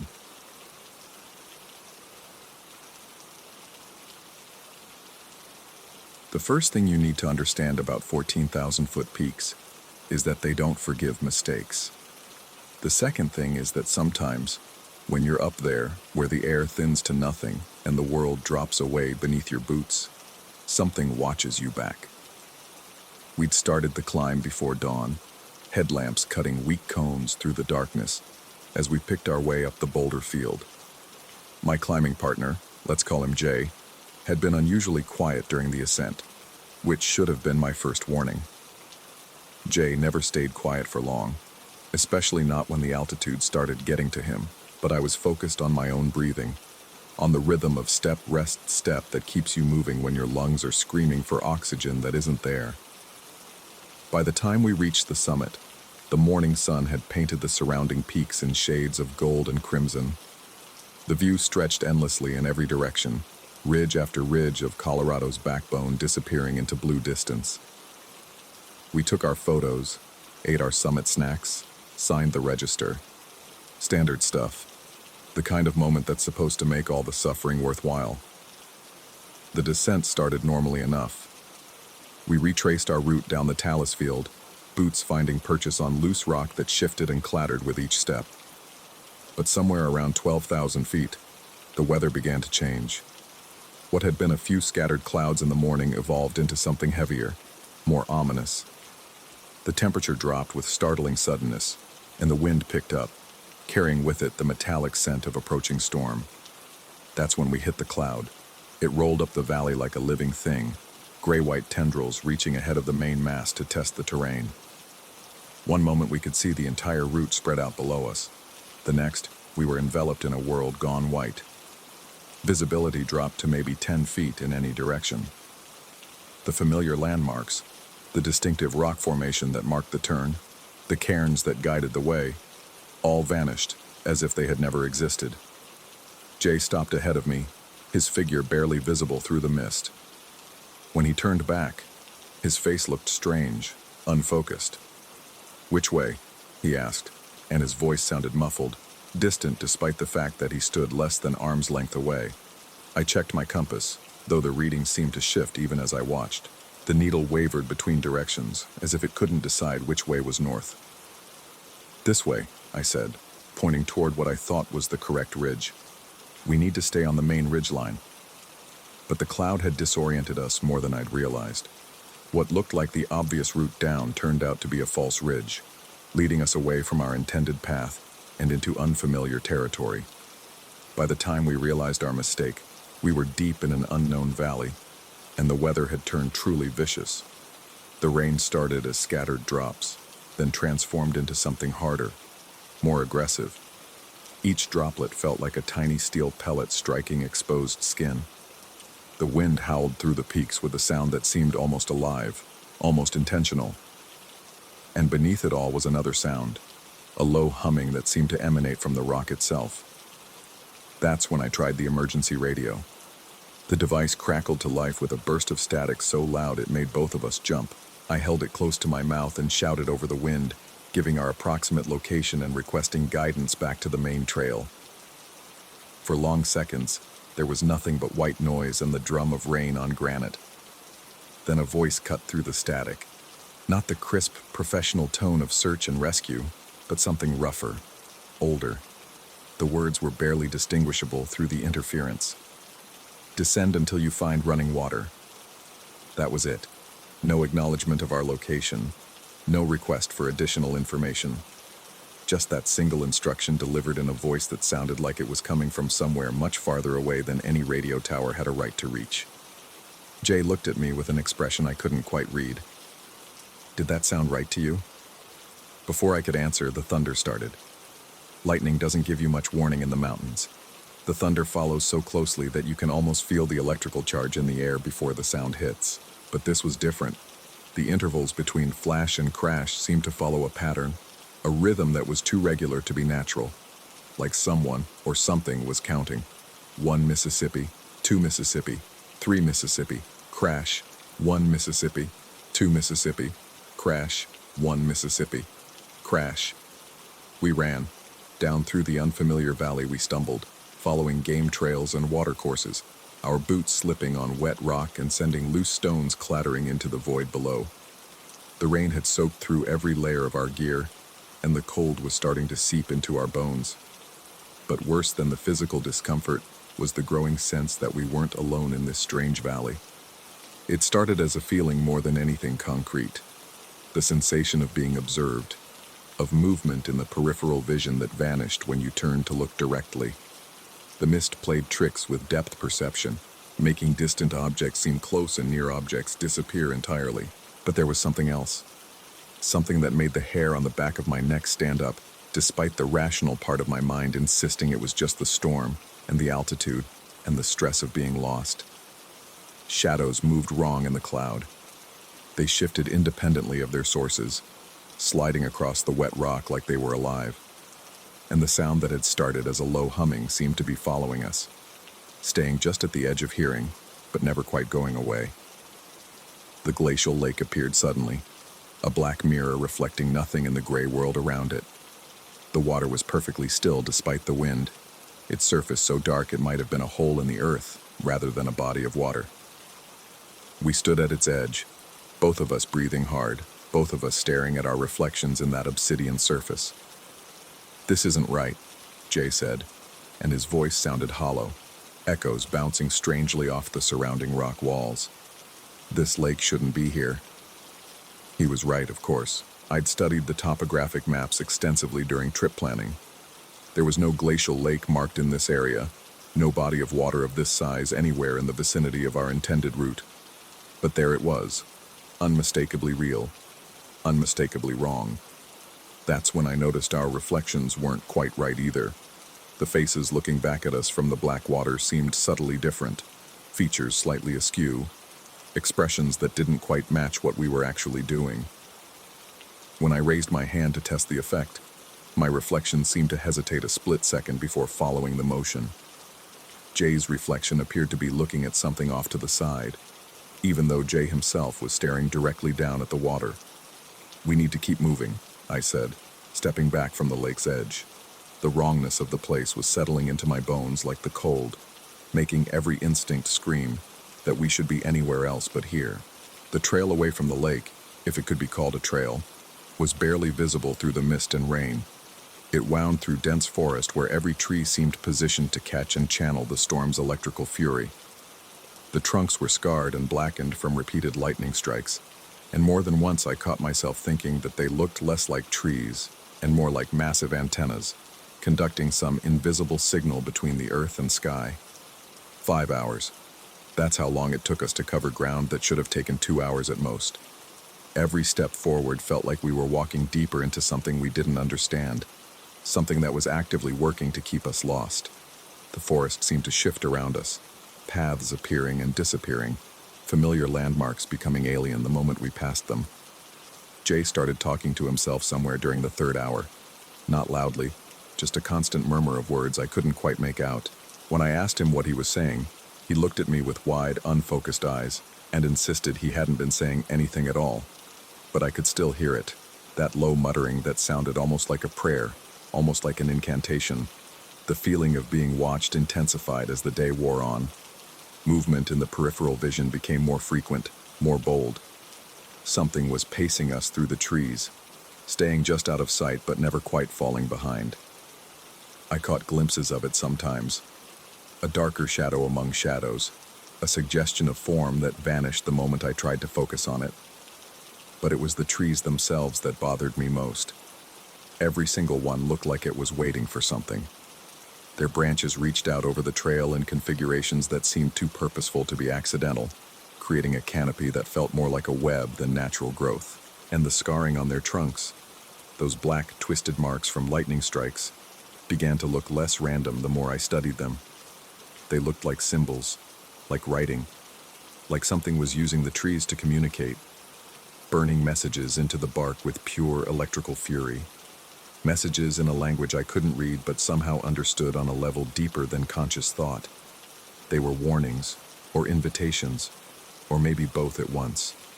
By the time we finally spotted our base camp through the trees, the storm had moved off to pummel some other range, leaving behind only the drip of water from overburdened branches and an oppressive silence that felt somehow more threatening than the earlier chaos.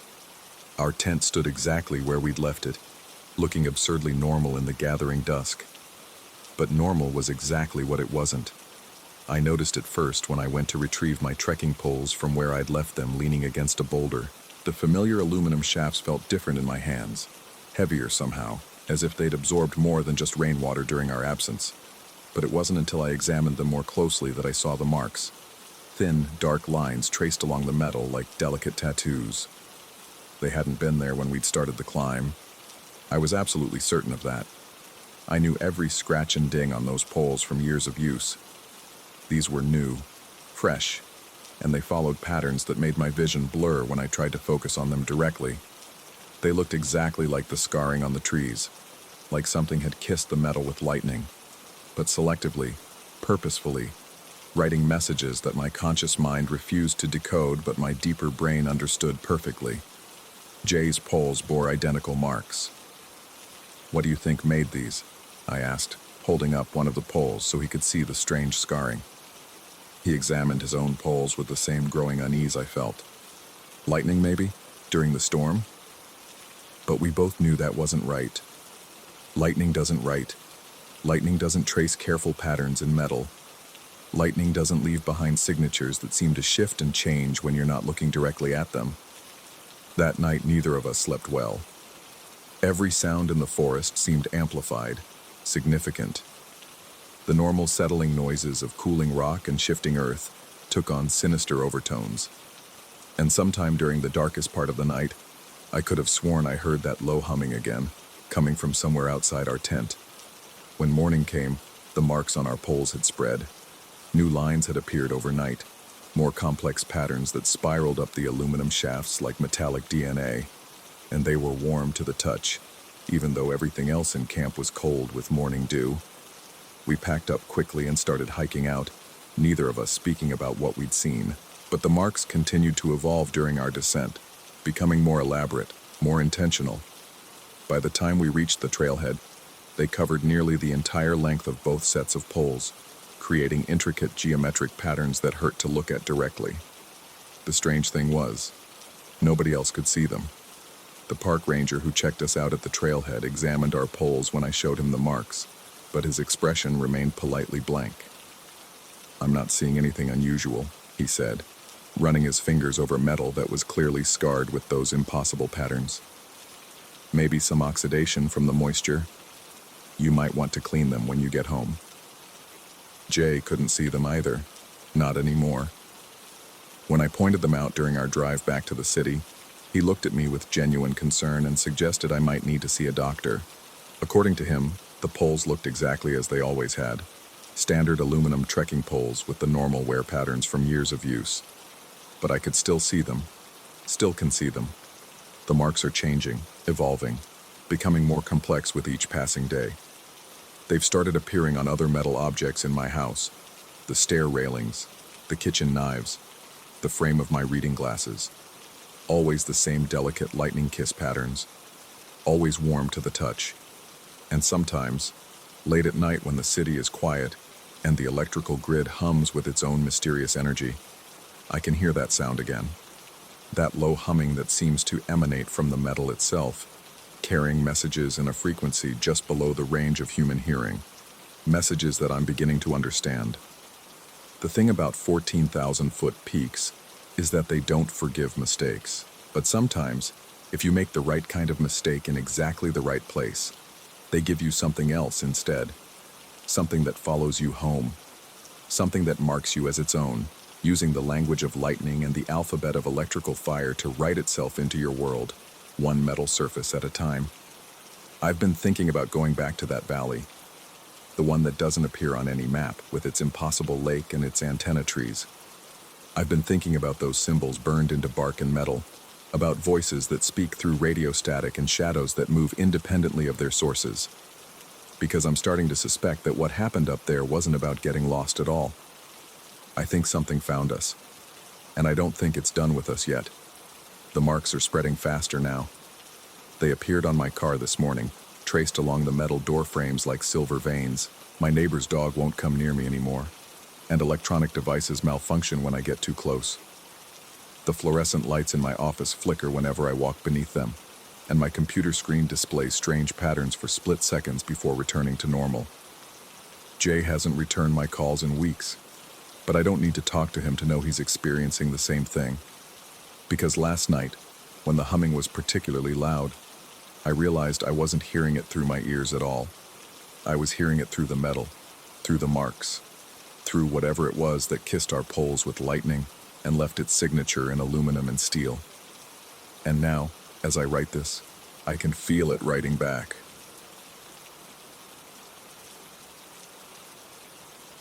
Story 8.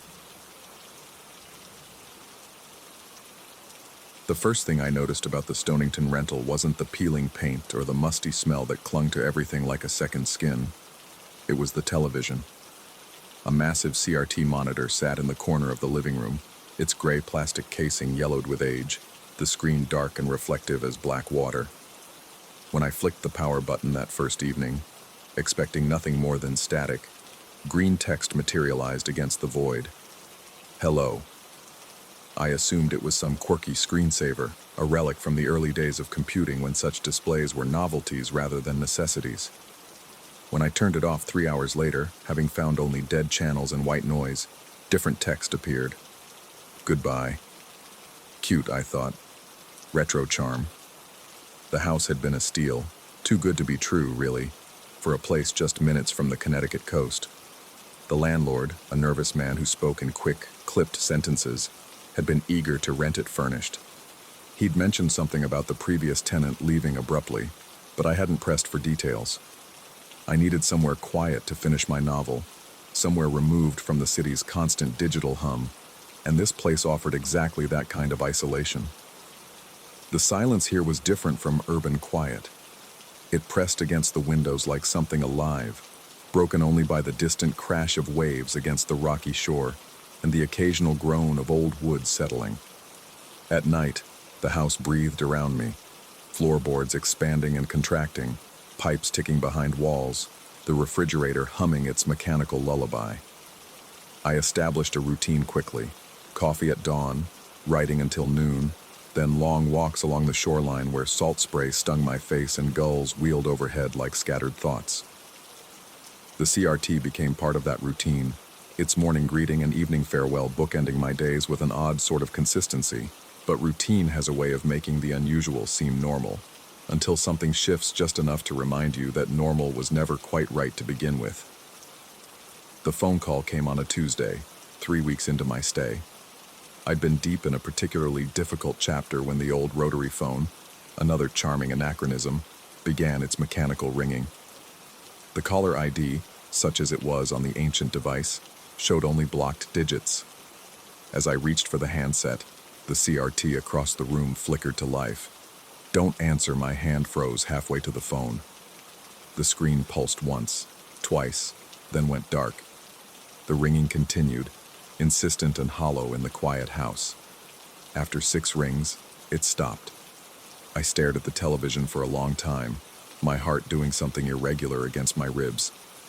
The rational part of my mind, the part that had gotten me through graduate school and 2 published books, suggested a power surge, some kind of electrical feedback from the old wiring. Old houses were notorious for their quirky electrical systems. but rational explanations felt thin in that moment, like tissue paper in a downpour. I called my agent that afternoon, needing to hear another voice, to anchor myself in the familiar world of deadlines and contracts and mundane professional concerns.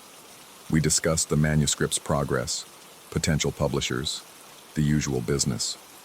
Near the end of the conversation, I found myself mentioning the house's peculiarities, the old phone, the antique television, the general sense of stepping back in time. "Sounds like the perfect writer's retreat," he said, and I could hear him typing in the background. "Reminds me of that Shirley Jackson place up in Vermont. Complete isolation, no distractions. Just you and the work." After hanging up, I realized I hadn't mentioned the morning's incident with the television. It seemed too absurd to voice. Too much like the beginning of a story I might write rather than something that had actually happened. The next strange occurrence came 2 weeks later, during a conversation with my brother. He'd called to discuss our parents' estate. Our father had passed the previous year, leaving behind a house neither of us wanted to maintain. We'd been going back and forth about selling it for months, the decision complicated by sentiment and practicality in equal measure. "Look, you're the one living like a hermit up there," he said, his voice crackling through the old phone's receiver. "You've got time to deal with realtors and inspections and all that crap. I'm drowning here with work and the kids." I was pacing the living room as we talked, watching the sun set through the salt-stained windows. The conversation had been going in circles, both of us reluctant to be the one who finally pulled the trigger on selling our childhood home. "I don't know," I said. "Maybe I should just stay here and finish the book. This place has been good for my writing." That's when the television turned itself on. The old CRT hummed to life with that distinctive high-pitched whine of cathode rays firing.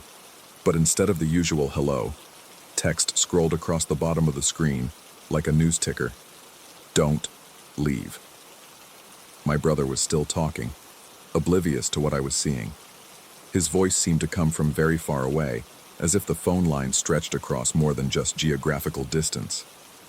I managed to make some excuse about needing to go, promised to call him back, and hung up with hands that weren't entirely steady. The television stayed on for exactly 37 seconds. I counted, some part of my brain clinging to precise observation as if facts could somehow make sense of the senseless. Then the screen went dark, leaving only my own reflection staring back from the black glass. I unplugged it that night, yanking the heavy cord from the wall outlet and checking twice to make sure the connection was completely severed. The plug lay on the floor like a dead snake, its prongs catching the lamplight. But disconnection, I learned, was not the same as silence. The first message appeared 3 days later, etched in thin white lines across the dark screen like frost on a window. I'd been sitting at my laptop, struggling with a particularly stubborn paragraph, when peripheral vision caught the ghostly text materializing on the unplugged display. "They're watching." I approached the television cautiously, as if it might bite. The letters were definitely there, burned into the screen's surface like old phosphor damage, but with a clarity that suggested recent formation. When I touched the glass, it was warm. My hand jerked back as if I'd been shocked. The screen was completely disconnected from any power source, yet somehow generating enough heat to feel almost feverish against my palm. I called the landlord that afternoon, describing the television's odd behavior in the most neutral terms I could manage. He listened with what sounded like forced patience, occasionally making non-committal sounds that might have been agreement or dismissal. "Old electronics can be funny," he said finally. "Probably just residual charge in the capacitors. These old CRTs hold power for a while even when they're unplugged. Nothing to worry about." But his voice carried an undertone I couldn't quite identify. Not quite fear, but something adjacent to it. When I pressed him about the previous tenant, he became evasive, mentioning only that the man had been very interested in electronics and had left rather suddenly. "Did he leave any other equipment?" I asked. A long pause. Nothing that worked. That night I dreamed of wires, endless tangles of copper and plastic snaking through the walls of the house, connecting nothing to nothing, carrying signals that spelled out warnings in languages I couldn't read. I woke to find thin white lines spelling out, "You can't hide on the television screen." This time, I didn't touch the glass. The messages became more frequent after that, appearing at moments that seemed calculated for maximum psychological impact. When I received a rejection letter from a publisher, "They don't want you." During a particularly bad writing day, you're losing your mind. After a sleepless night of listening to sounds in the walls that might have been mice, or might have been something else entirely, we're getting closer. I began keeping a journal of the incidents, documenting each message with obsessive precision. The exact time, the weather conditions, what I'd been doing when the text appeared. Part of me hoped that pattern recognition might reveal some logical explanation, some way to understand what was happening that didn't require accepting impossible things. But patterns, when they emerge from chaos, sometimes reveal truths we're not prepared to face. The messages weren't random. They responded to my thoughts, my fears, my most private doubts, with an intimacy that felt like violation. Whatever was communicating through the dead screen knew me in ways that technology shouldn't be able to know anyone. I tried covering the television with a sheet, but the messages burned through the fabric, leaving charred letters that smoldered in the dim light. I tried moving it to the basement, but found it back in the living room the next morning, positioned exactly where it had been before, the sheet folded neatly beside it. That's when I decided to explore the walls. The landlord had mentioned that the previous tenant was interested in electronics, and I'd noticed that the area behind the television showed signs of frequent access, screw holes in the drywall, faint marks where panels had been removed and replaced. With growing desperation, I pried away a section of wall panel, expecting to find the usual tangle of household wiring. Instead, I found nothing. The wires that should have connected the television to the house's electrical system simply ended in midair, their copper cores bright and clean as if they'd been recently cut. But cut from what? There was no junction box, no conduit, no indication that they'd ever been connected to anything at all. I followed the wires as far as I could, pulling away more panels, creating wounds in the walls that exposed the house's skeletal framework. Every cable terminated the same way. A clean cut, no destination, no purpose. It was as if the entire electrical system had been designed as an elaborate facade, a network that connected to nothing and carried no power anywhere. But if the wires carried no power, what was animating the television? What intelligence lurked behind those phosphorescent warnings? The neighbor, an elderly woman who lived in the cottage next door, found me the next morning sitting in the debris of my exploration, surrounded by pulled wires and scattered drywall. She took in the scene with eyes that seemed unsurprised by destruction. "He did the same thing," she said, settling into my kitchen chair without invitation. "The man before you started pulling apart walls, looking for answers." Her voice carried the measured cadence of someone who had told this story before, who had watched this particular tragedy unfold with the weary familiarity of repetition. She told me about the previous tenant, a retired electrical engineer who'd been fascinated by the house's unusual wiring. He'd spent months mapping every circuit, tracing every connection, growing increasingly obsessed with understanding why nothing led anywhere. She'd watched him deteriorate from a curious professional into something hollow and desperate, a man consumed by questions that had no rational answers. "He found something," she said, her fingers working at the edge of my kitchen table like she was reading Braille. "In the basement, behind the water heater, wires that didn't just end, wires that went down, through the foundation, into the ground." According to her account, he'd started digging, first in the basement, then outside, following the buried cables with the single-minded determination of someone who believed that answers lay just beyond the next shovel full of earth. The holes had gotten deeper, more numerous, until the yard resembled a battlefield. "What did he find?" I asked, though part of me already knew I didn't want to hear the answer.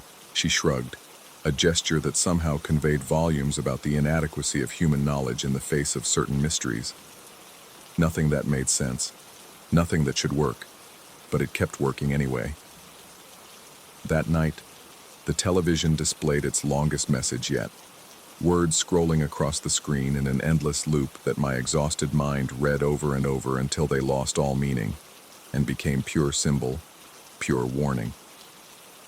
The wires go down to where the others went before you came. Before you knew, before you understood that some connections exist outside the boundaries of possibility, and some signals travel through mediums that science hasn't named yet.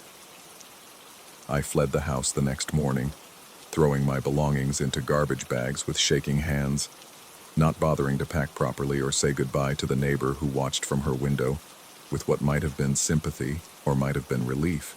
But as I loaded my car, I realized I'd made a fundamental error in assuming that distance could sever certain types of connection. The messages followed me.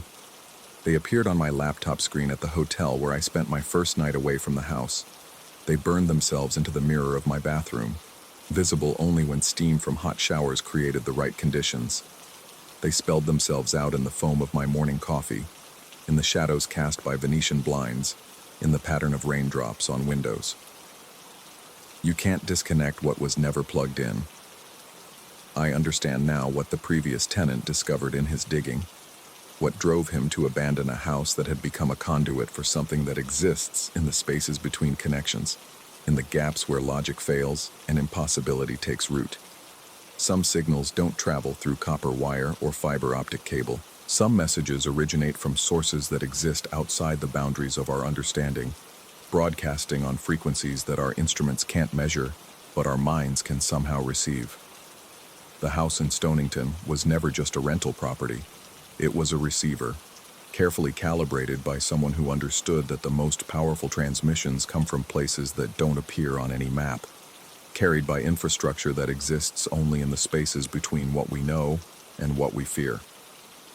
I'm writing this from a small apartment 3 states away, where I've covered every reflective surface and keep no electronic devices except this laptop, which I'll destroy as soon as I finish typing these words. But covering mirrors and avoiding screens can't block signals that travel through pathways we haven't discovered yet, through media that science hasn't named. The messages still come, burning themselves into my vision during the moments between sleep and waking, spelling out truths I'm not equipped to understand about the nature of connection and the persistence of certain types of communication across impossible distances. We've always been here. We're still transmitting. You're still receiving. And in the growing space between my certainty and my sanity, I'm beginning to suspect that disconnection was never really an option.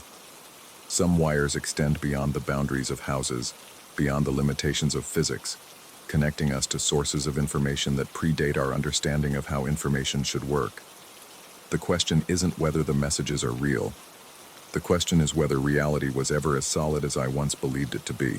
And late at night, when sleep refuses to come and my thoughts spiral through possibilities I can't quite name, I find myself wondering if the house in Stonington is still broadcasting its warnings to an empty room, or if it's already found its next receiver.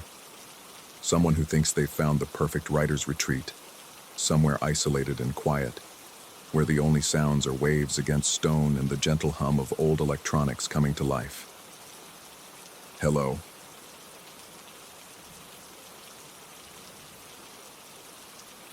Story 9.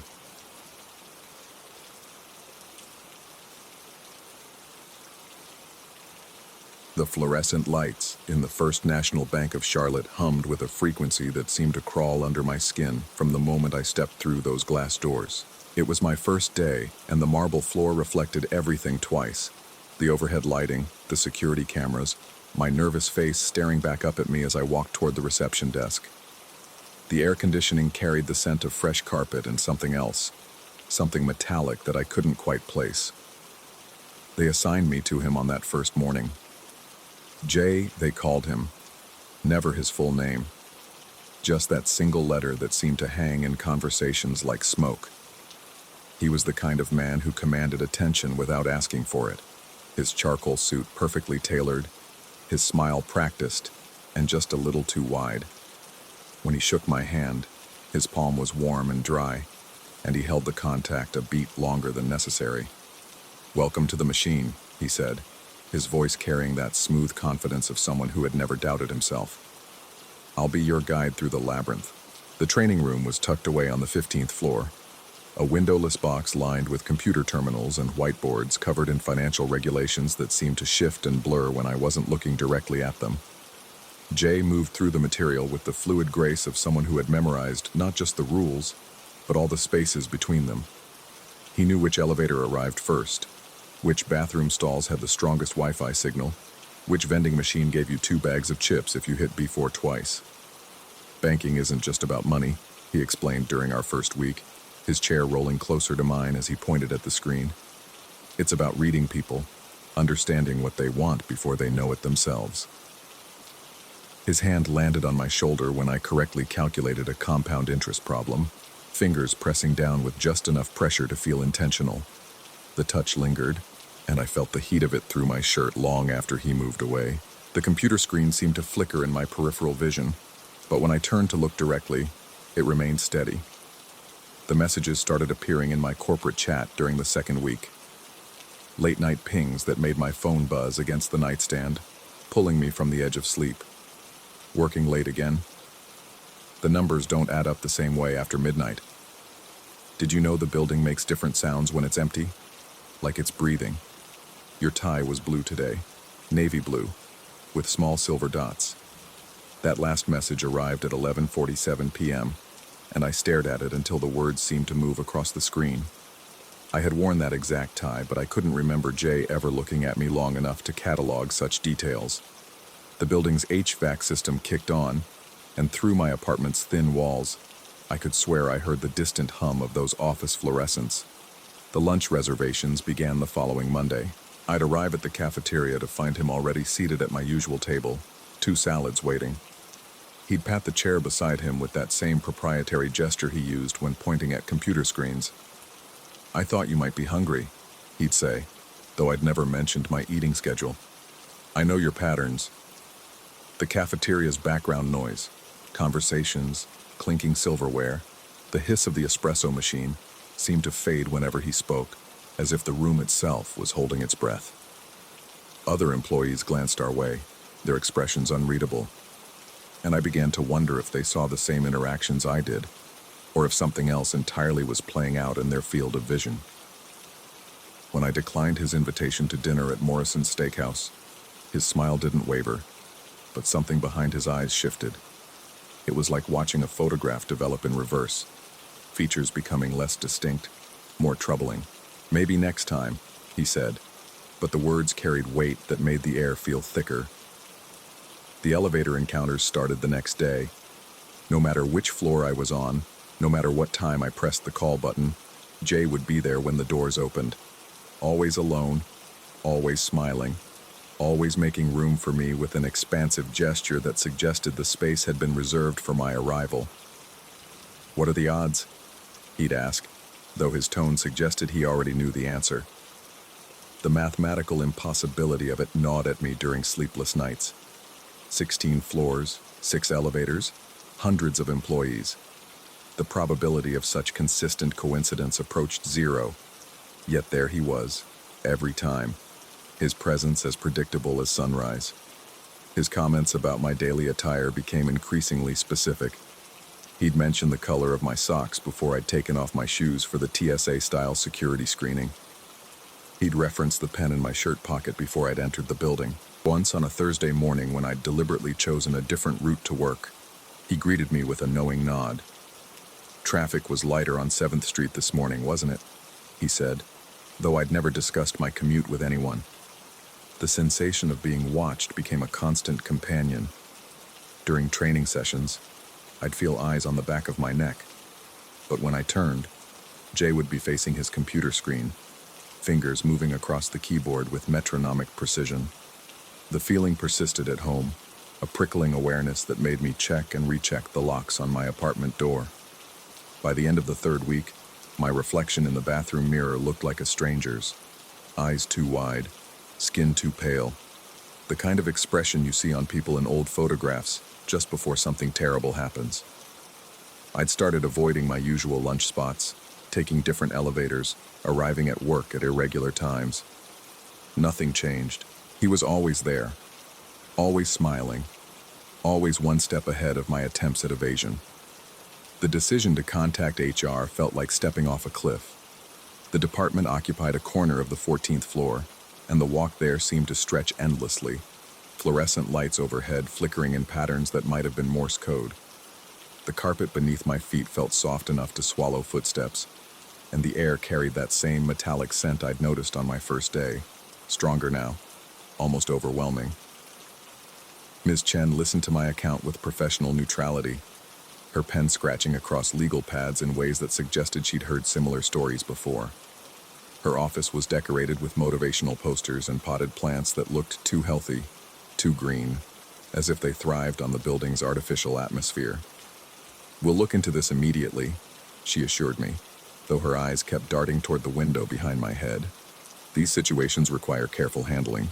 I left her office with a mixture of relief and apprehension, the kind of feeling you get when you've revealed a secret that can never be taken back. The elevator ride down to my floor seemed to take longer than usual, and the numbers above the doors flickered between floors 13 and 12 for what felt like minutes. The change was immediate and unsettling. Jay's badge stopped working the next morning. I watched him swipe and swipe at the main entrance, the red light blinking with mechanical persistence. Security guards approached him with the careful politeness reserved for situations that could escalate quickly. Through the glass doors, I could see him gesturing, explaining, his mouth moving in animated conversation that I couldn't hear. They escorted him from the building that afternoon. I watched from the 15th floor window as he walked across the parking lot toward a sedan that seemed to shimmer in the heat waves rising from the asphalt. He never looked back, never raised his head toward the building that had been his domain for however long he'd worked there. But something else changed that day, something that made my stomach clench with possibilities I didn't want to consider. My badge began opening his doors. It started with the training room where we'd spent those first weeks together. I'd meant to go to the break room on the same floor, but my badge beeped green at the wrong door, and before I could think better of it, I was standing in the empty space where Jay had taught me the hidden mechanics of institutional finance. The computers were still logged into his accounts, screens glowing with spreadsheets I didn't recognize, data streams that seemed to pulse with their own rhythm. His office was next. I'd never seen inside it before. He'd always met me in common areas, but my badge granted access as if I'd been there countless times. The space was immaculate in a way that suggested obsessive attention to detail. Papers arranged in perfect right angles, pens lined up with military precision, a coffee cup sitting exactly in the center of a coaster. The walls were covered with photographs of the bank's exterior taken from different angles, at different times of day, in different weather conditions. In some of the shots, I could see my own car in the parking lot. The filing cabinets opened to reveal folders labeled with dates and times that corresponded to my daily activities. My lunch breaks, my bathroom visits, the exact minutes I'd arrived at work each morning. There were photographs, grainy security camera captures, showing me at various locations throughout the building. In one folder, I found copies of my apartment lease, my credit report, and a hand-drawn map of my neighborhood with my building circled in red ink. But it was the personal locker in the break room that made my hands shake as I fumbled with the combination lock. My badge had somehow provided access to his combination as well, and inside, I found items that couldn't possibly belong to him. My spare car keys, a coffee mug from my apartment, a book I'd been reading on my lunch breaks, things I was certain I'd never brought to work, things that had never left my possession. The security footage was the worst discovery. Jay's access credentials had apparently extended to the building's surveillance system, and the archived files painted a picture that made reality feel negotiable. Hours upon hours of recording showing me in the training room, but alone, talking to empty air, responding to questions that hadn't been asked, receiving instruction from someone who wasn't there. In every single recording, I was by myself. The timestamps matched my memories perfectly. There I was, nodding enthusiastically as Jay explained banking regulations, except Jay wasn't in the frame. There I was, tensing as his hand touched my shoulder, except no hand was visible. There I was, looking uncomfortable as he made increasingly personal observations, except his voice wasn't picked up by the audio equipment. I watched myself have lunch alone, day after day, at tables for two, where I'd left space for someone who cast no shadow on the cameras. I watched myself hold one-sided conversations in elevators, responding to comments that the microphones hadn't recorded. I watched myself exhibit all the behaviors of someone being stalked and harassed by a man who, according to the security system, didn't exist. The personnel files were the final piece of evidence that made me question everything I thought I knew about the previous month. There was no record of Jay in the system. No employment history, no background check, no photograph in the employee database. The training assignments I remembered receiving had been sent from my own account to my own email address. The man who had tormented me, who had known my every movement, who had somehow predicted my choices with supernatural accuracy, had never been employed by First National Bank of Charlotte. But if Jay didn't exist, why did my badge open his doors? Why were there physical spaces in the building that belonged to a ghost? Why did other employees nod and smile when I mentioned his name, as if they remembered him too? I sit here now 3 weeks later, still using his office, still accessing his files, still trying to understand what happened to me in that fluorescent-lit maze of financial regulations and corporate surveillance. My badge opens every door in the building now, grants me access to systems I was never trained to use, provides me with information I was never meant to have. Sometimes late at night when I'm working alone in what might be my office or might be his, I catch glimpses of movement in my peripheral vision. A figure in a charcoal suit, perfectly tailored, standing just outside the range of direct sight. I hear footsteps in empty hallways, conversations in vacant break rooms, the soft beep of badge readers activating for someone who isn't there. The building makes different sounds when it's empty, just like he said it would. Like it's breathing. Like it's waiting.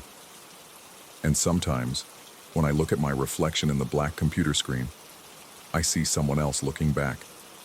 Someone who knows all the shortcuts, all the hidden pathways, all the secret spaces between the rules.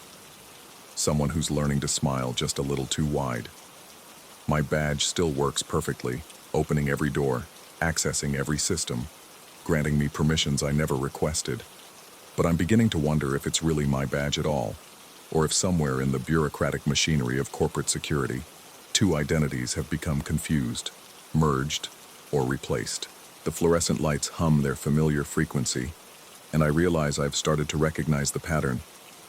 It's almost musical, almost like a conversation, almost like someone trying to tell me something important about the nature of reality in places where everything is recorded, monitored, and filed away in systems that might not distinguish between what happened and what was supposed to happen. I check my reflection in the elevator doors as I leave each evening, and lately, I've been noticing that my suit fits better than it used to. More tailored, more professional, more like his. The badge hanging from my neck catches the light as the elevator descends, and I can't quite make out the name printed on it anymore. The letters seem to shift in the fluorescent glow, becoming less distinct, more ambiguous. Just a single initial, hanging in the space between floors, between identities, between what I remember and what the cameras recorded, between who I was when I walked in here and who I'm becoming in this place where the numbers don't add up the same way after midnight, where the building breathes in the darkness, and where every door opens if you have the right credentials, even if those credentials belong to someone who never existed, or someone who exists more completely than anyone realizes. Story 10. In the house on Carpenter Street had been waiting for me to return, though I didn't realize it then. 23 years had passed since I'd last walked through that narrow front door, past the cramped living room where my father used to fall asleep watching late-night television. The volume turned down so low you had to strain to hear Johnny Carson's monologue. The place smelled different now, mustier, heavier, like old books left too long in a basement. But underneath that familiar scent lurked something else, something I couldn't quite place. I'd inherited the row house after my mother finally passed, and the practical thing would have been to sell it immediately. The neighborhood had improved over the years, property values climbing steadily as young professionals discovered the charm of these narrow 3-story homes with their brick facades and postage stamp yards. But something kept me from making that call to the realtor. Maybe it was sentiment. Or maybe it was the way the morning light still fell through the kitchen window exactly as I remembered from childhood breakfasts. Whatever the reason, I decided to renovate it myself, turn it into something I could either live in or rent out for a decent return on investment. The first week went smoothly enough. I stripped wallpaper from the dining room, sanded floors, and replaced the ancient electrical outlets that sparked whenever you plugged anything in. The work felt good, honest, and straightforward in a way my consulting job never did. There's something satisfying about wielding a crowbar, about the definitive crack of wood giving way, about seeing immediate progress at the end of each day. I was staying in my old bedroom on the second floor, sleeping on an air mattress surrounded by drop cloths and paint cans. The guest room across the hall remained untouched. I'd saved it for last since it needed the least work. Just some fresh paint and maybe new curtains, nothing major. The room had always been somewhat forgotten, used mainly for storage and the occasional relative who visited during holidays. It was on a Tuesday night, around 2 a.m, that I first heard it.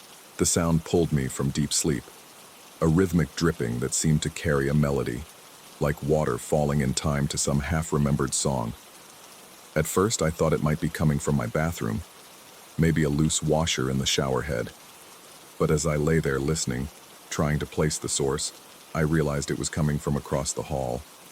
The guest room had its own small sink, a remnant from when the house had been divided into apartments decades ago. I couldn't remember the last time anyone had used it. Hell, I couldn't remember it ever working properly. My parents had shut off the water to that fixture years ago after a pipe burst behind the wall, flooding the room and damaging the hardwood floors below. But there it was. Drip, pause, drip, drip, pause, drip. Like a waltz played in water. I pulled on a t-shirt and padded barefoot across the hall. The guest room door was slightly ajar, though I was certain I'd left it closed. Through the gap, I could see nothing but darkness, but the sound was definitely coming from within. I pushed the door open wider and fumbled for the light switch. The overhead bulb flickered to life, casting harsh shadows across the small room. And there, at the old sink in the corner, I saw something that made my breath catch in my throat. The shadow of a person leaning over the basin, perfectly still, head tilted down as if listening to the pipes or perhaps inhaling some scent rising from the drain. The figure was indistinct, more suggestion than solid form, but unmistakably human in its posture, shoulders hunched, arms braced against the sink's edge.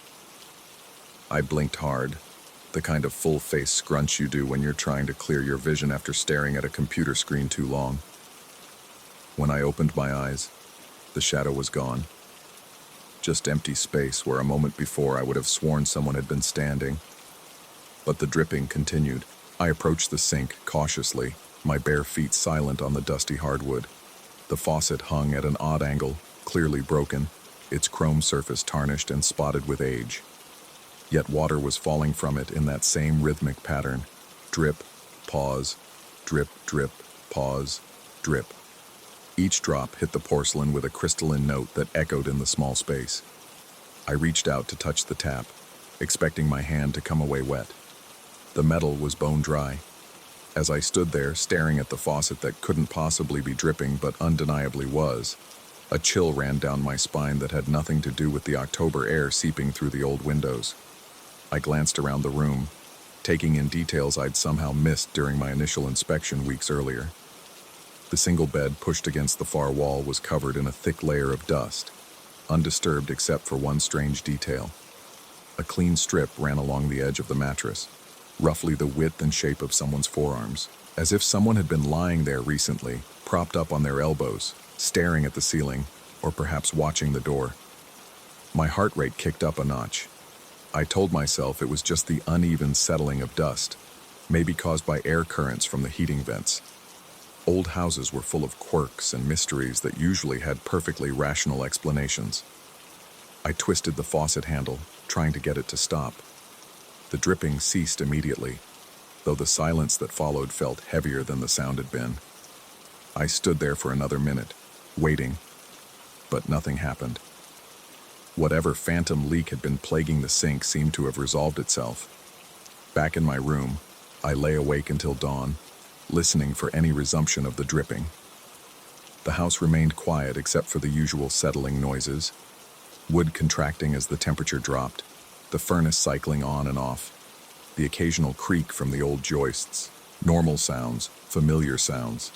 I managed to convince myself that I'd been having some kind of waking dream, a byproduct of exhaustion and sleeping in an unfamiliar place. After all, I'd been putting in 12-hour days on the renovation, running on coffee and takeout food. Not exactly optimal conditions for sound sleep. The next morning brought renewed focus. I threw myself into the work with extra intensity, stripping paint from the stairway banister until my shoulders ached and my fingers were stained with chemical stripper. Physical exhaustion, I reasoned, would guarantee better sleep. It was while I was carrying my tools back to the makeshift workshop I'd set up in the kitchen that I noticed something odd. I'd left a collection of items in the hallway the night before: a hammer, several screwdrivers, a level, and a box of screws.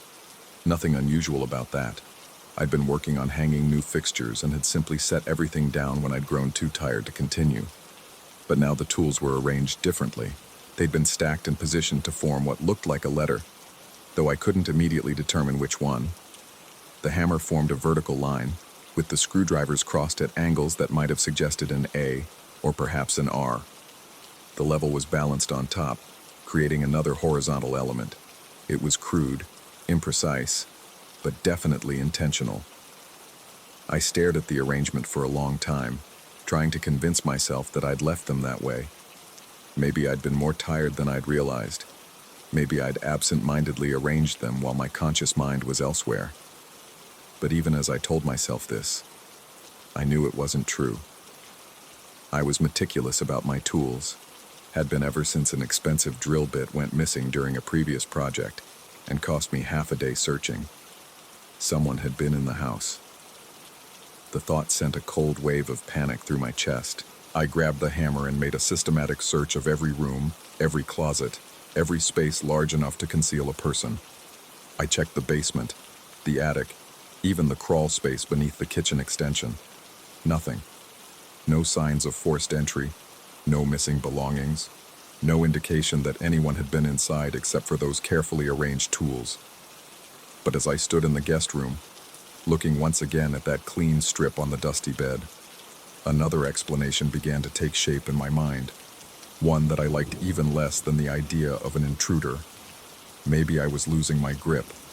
The stress of the past year had been considerable: my mother's long illness, the funeral arrangements, the legal complications of settling her estate. Add to that the physical demands of the renovation and the isolation of working alone in a house full of childhood memories, and it wasn't inconceivable that my mind was playing tricks on me. But knowing something intellectually and accepting it emotionally are two different things. As the days passed, I found myself becoming hyper-aware of every sound, every shadow, every subtle change in the house's atmosphere. I started taking pictures of my tools at the end of each workday, documenting their positions so I could tell if they'd been moved.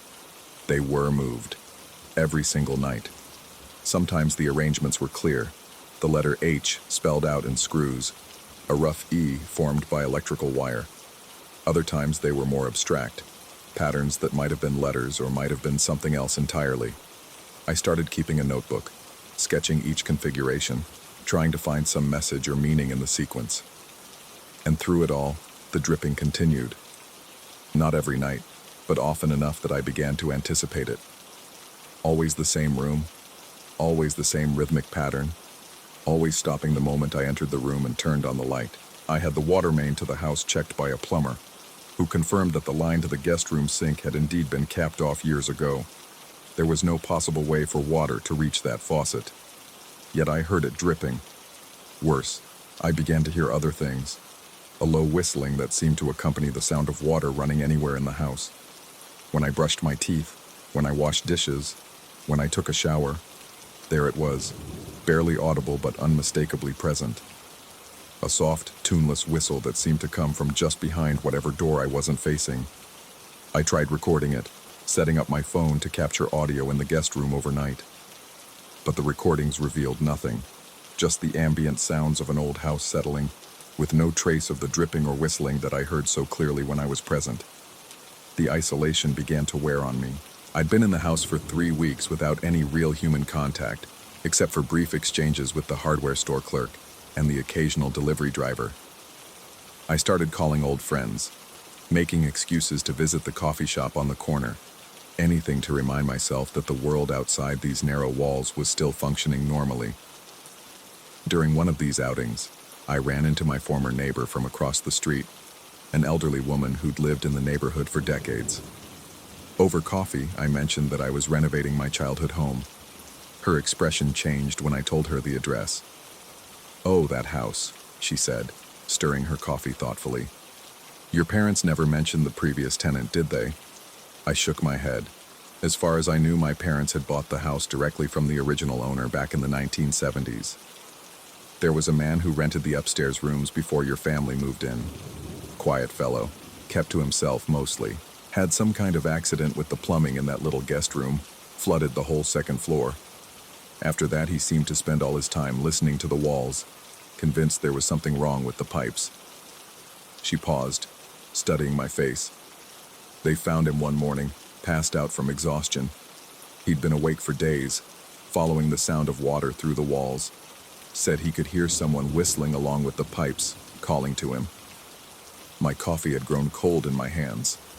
"What happened to him?" "Family came and took him away. Some kind of breakdown, I think. Never saw him again." She leaned forward slightly. "But funny thing, after your parents moved in, they had trouble with that guest room too. Something about the plumbing making odd noises. Your father ended up shutting off the water to that whole section of the house." I thanked her for the coffee and walked home slowly, my mind racing. Was it possible that whatever had affected the previous tenant was still present in the house? Some kind of acoustic phenomenon, maybe, caused by the old pipes and unusual acoustics. Or was I simply following the same path toward psychological collapse that he had taken decades earlier? That night, I lay in bed listening to the familiar sounds of the house around me.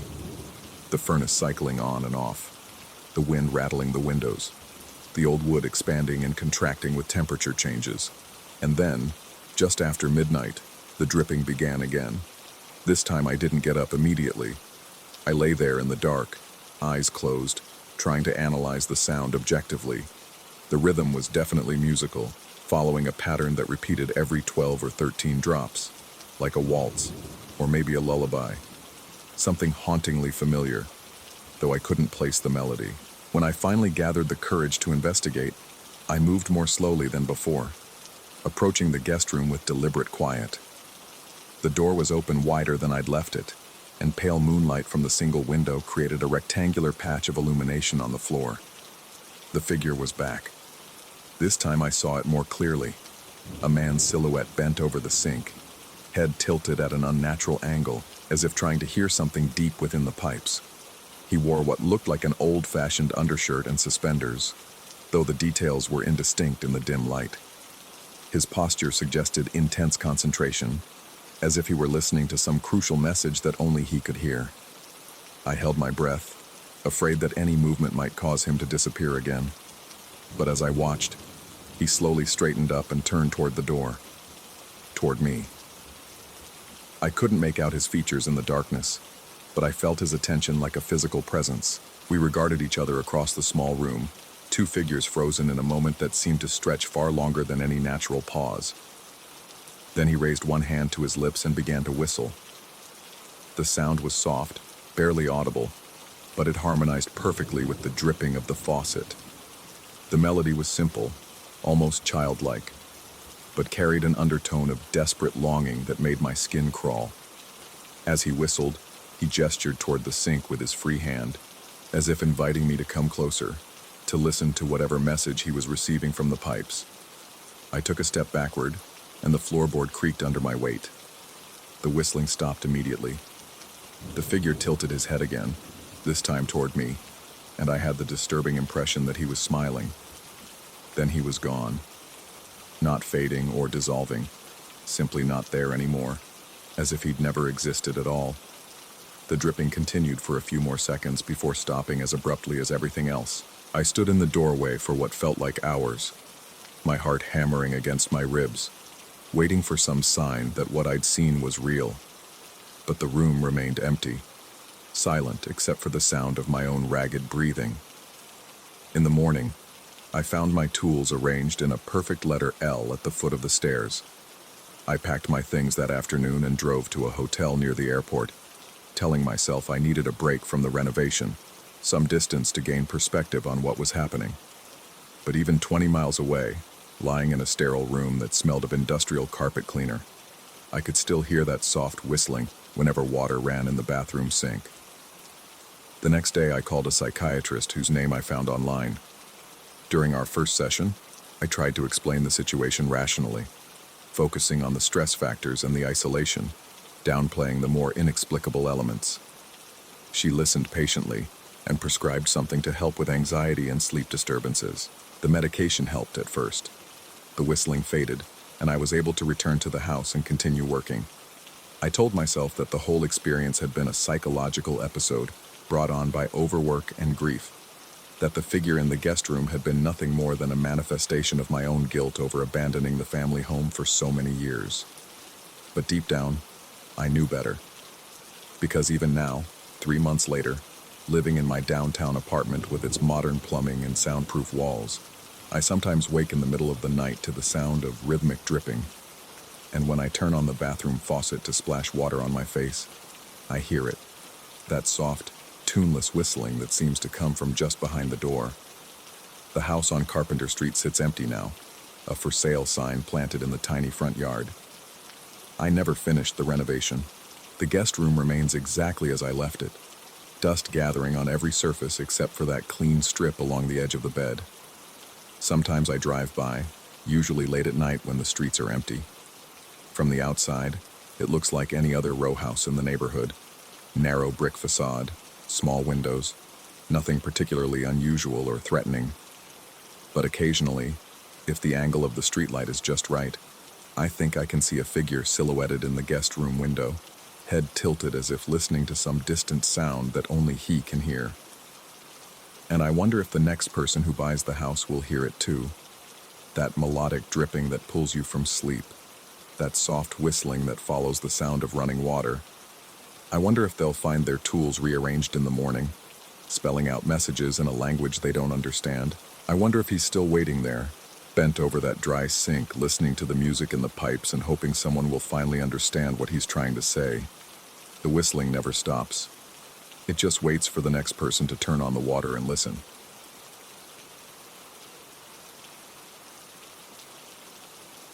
Story 11.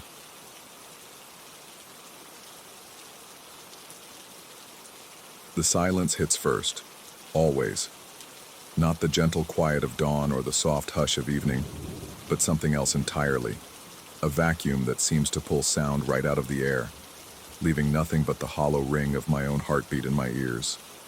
It's been 37 years since that day on Basswood Lake with the old man, but I still feel my stomach clench whenever the world goes that particular kind of quiet. I'm back in Minnesota now, standing on the same dock where we used to launch the aluminum boat, watching the morning mist curl off water so still it looks like polished obsidian. The lake stretches out for miles, disappearing into stands of birch and pine that haven't changed much since I was 12. What has changed is me.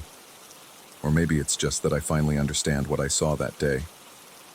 The cottage behind me creaks in the breeze, but out here on the dock, the air doesn't move.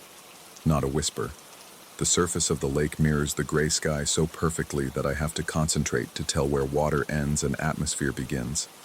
This is how it started before. This unnatural stillness that makes my skin crawl and sends phantom needles through my gut. I shouldn't have come back. The therapists in Minneapolis told me as much, said returning to triggering environments rarely helps with anxiety disorders, but they don't know about the dreams, about waking up night after night with the taste of lake water in my mouth and the sound of singing hooks echoing in my ears. They don't know about the line. The old man never talked about what we saw. When we finally righted the boat and bailed out the icy water, when we'd retrieved our scattered tackle from the lake bottom and motored back to shore with chattering teeth and thousand-yard stares, he just shook his head and went inside for coffee. I tried bringing it up once, maybe a week later, but he cut me off with a look that could freeze July. Some things don't need discussing, was all he said. Now he's gone, buried in the cemetery outside Ely, And I'm the only one left who remembers. The only one who knows to watch the water when it gets this still, to listen for that terrible absence of sound that comes before the air turns sharp. A loon calls from somewhere across the lake, its voice carrying clear and haunting over the water. Then another answers, and suddenly the silence breaks like a fever. I let out a breath I didn't realize I was holding and check my watch. 8:30. The sun's climbing higher, burning off the mist, and the lake begins to show signs of life. Gentle swells from a beaver somewhere upstream, the quick splash of a jumping fish. This is normal. This is how lakes should be. I turn to head back to the cottage, but something makes me look over my shoulder one more time.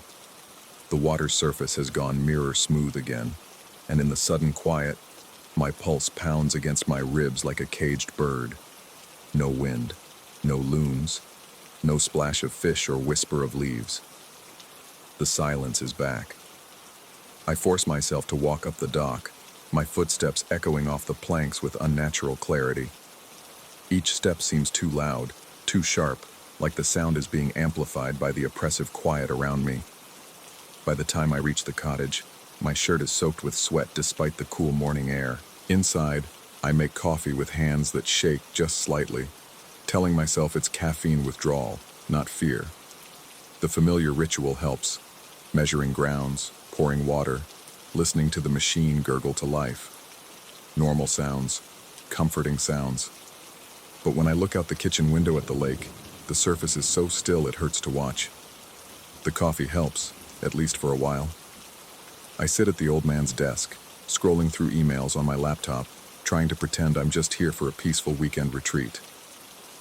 The cottage has decent internet now, unlike when I was a kid, and I catch up on work messages and news feeds, letting the ordinary concerns of civilization wash over me like white noise.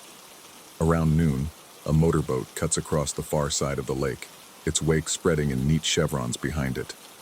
The sight of those ripples moving across the water should be reassuring, but instead it makes something twist in my chest. I watch until the boat disappears around a point, and then I keep watching as the wake reaches the shore and dies against the rocks with tiny lapping sounds. Then the water goes still again, and the silence crashes down like a physical weight. This time I'm ready for it. This time I don't panic. I set down my coffee cup very carefully and walk to the window, pressing my palms against the glass. The lake stretches out before me, perfectly calm, perfectly quiet. No birds, no wind. Even the usual buzz of insects has faded to nothing. And there, about 200 yards out, I see it forming. It starts as a disturbance so subtle I almost miss it. Just a slight darkening of the water's surface, like a shadow passing underneath. Then the shadow starts to move, creating the faintest suggestion of a line across the lake's mirror finish. At first it's no wider than a pencil mark, but as I watch, it begins to spread, cutting through the water with surgical precision. The line is coming toward shore, coming toward me. My hands are pressed so hard against the window that my fingertips have gone white, but I can't move, can't look away. The line cuts through the water like someone dragging a knife through silk, perfectly straight, inexorably slow. No wake, no splash, just that dark disturbance moving across the surface with impossible smoothness. 37 years ago, when I was 12 years old, I asked the old man what was making that line. His face had gone the color of wet concrete, and his grip on the fishing rod had tightened until his knuckles cracked. "Don't know," he'd whispered, "and don't want to." Now I understand why. Because as the line approaches, the silence doesn't just deepen, it changes. It becomes something alive, something with weight and presence and intent. The air in the cottage feels thick, electric, like the moments before lightning strikes.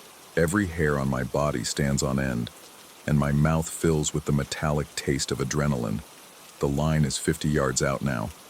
40, 30. I can see more details. How the water along its edge seems to ripple upward, forming tiny standing waves that shouldn't exist in such still conditions. How the darkness beneath the surface shifts and moves with fluid grace, too large and too uniform to be any fish or submerged log. 20 yards. 15. The cottage begins to creak around me. Small, settling sounds that seem amplified to gunshot volume in the preternatural quiet. My laptop screen flickers, and the coffee machine makes a sharp clicking sound, as if something inside it just snapped. 10 yards. I can feel it now. A pressure in my ears like being underwater. A vibration in my bones that has nothing to do with sound.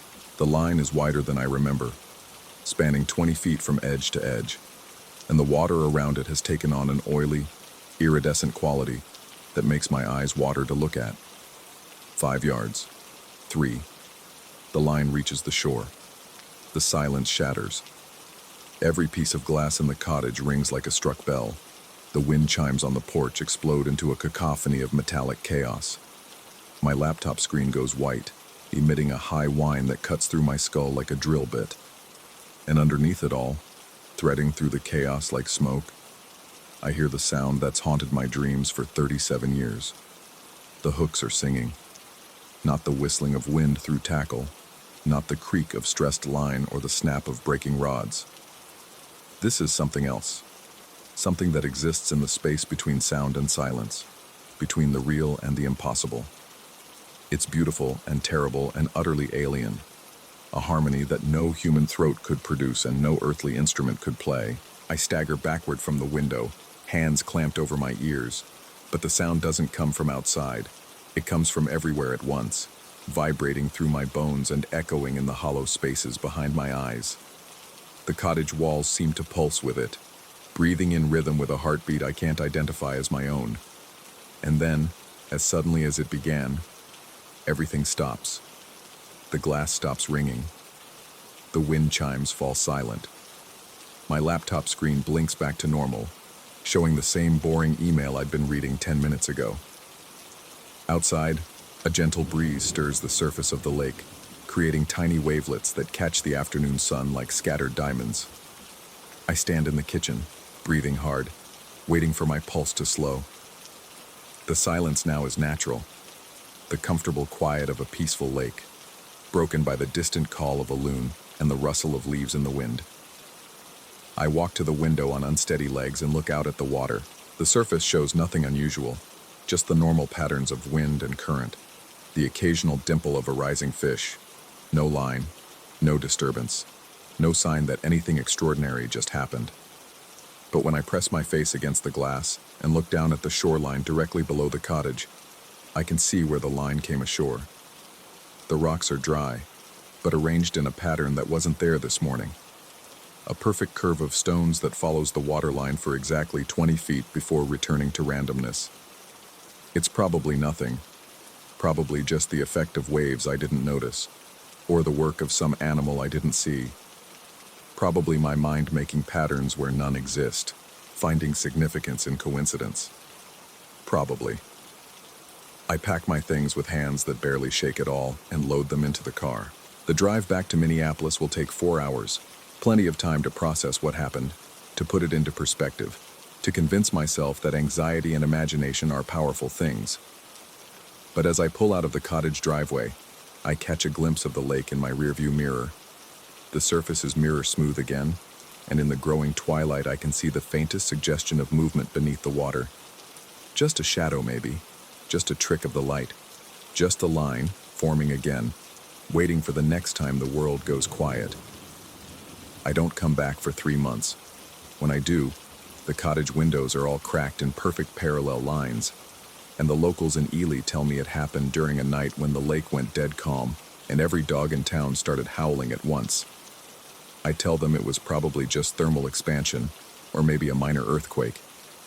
They nod and agree, but I can see in their eyes that they know better. Some of them, anyway. The ones who've lived here long enough to understand that northern Minnesota has older things than trees in its deep places, and that some silences are too perfect to be natural. The line is still there, waiting in the quiet places where water meets sky and the boundaries between possible and impossible grow thin. It's been there longer than the cottage, longer than the town, longer than the memories of the Ojibwe who first gave this lake its name. And it's not done with me yet. Sometimes, on perfectly still nights in my Minneapolis apartment, I wake to absolute silence. No traffic, no sirens, no hum of air conditioning or tick of clocks. In those moments, I lie in bed and listen to nothing at all, feeling that familiar twist in my gut, waiting for the sound of hooks beginning to sing. Because the line doesn't need water to travel. It only needs quiet deep enough to drown in, and silence perfect enough to cut. Story 12.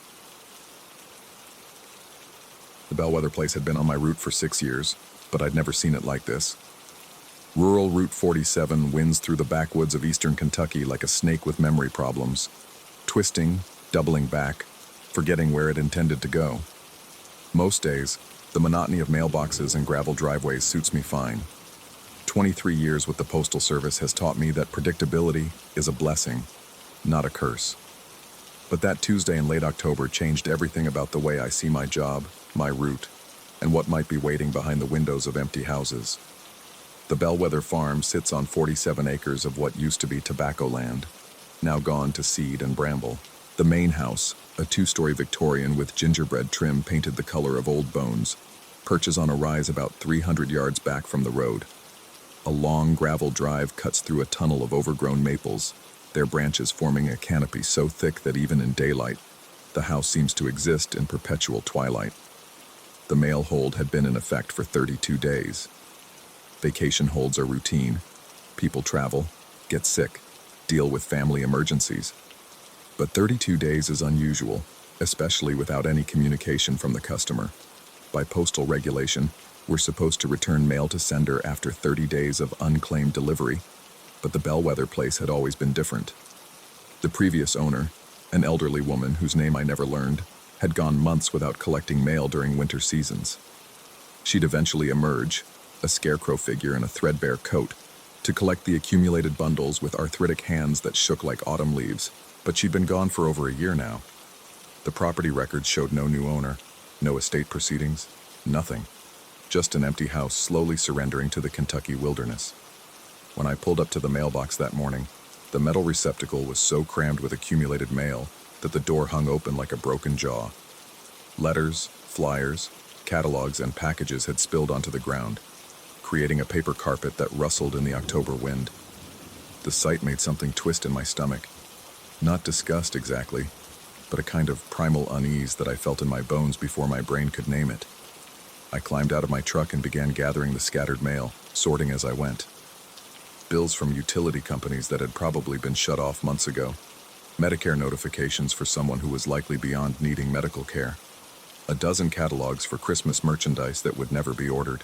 The paper felt damp despite the dry weather, and some of the older pieces had begun to yellow and curl at the edges.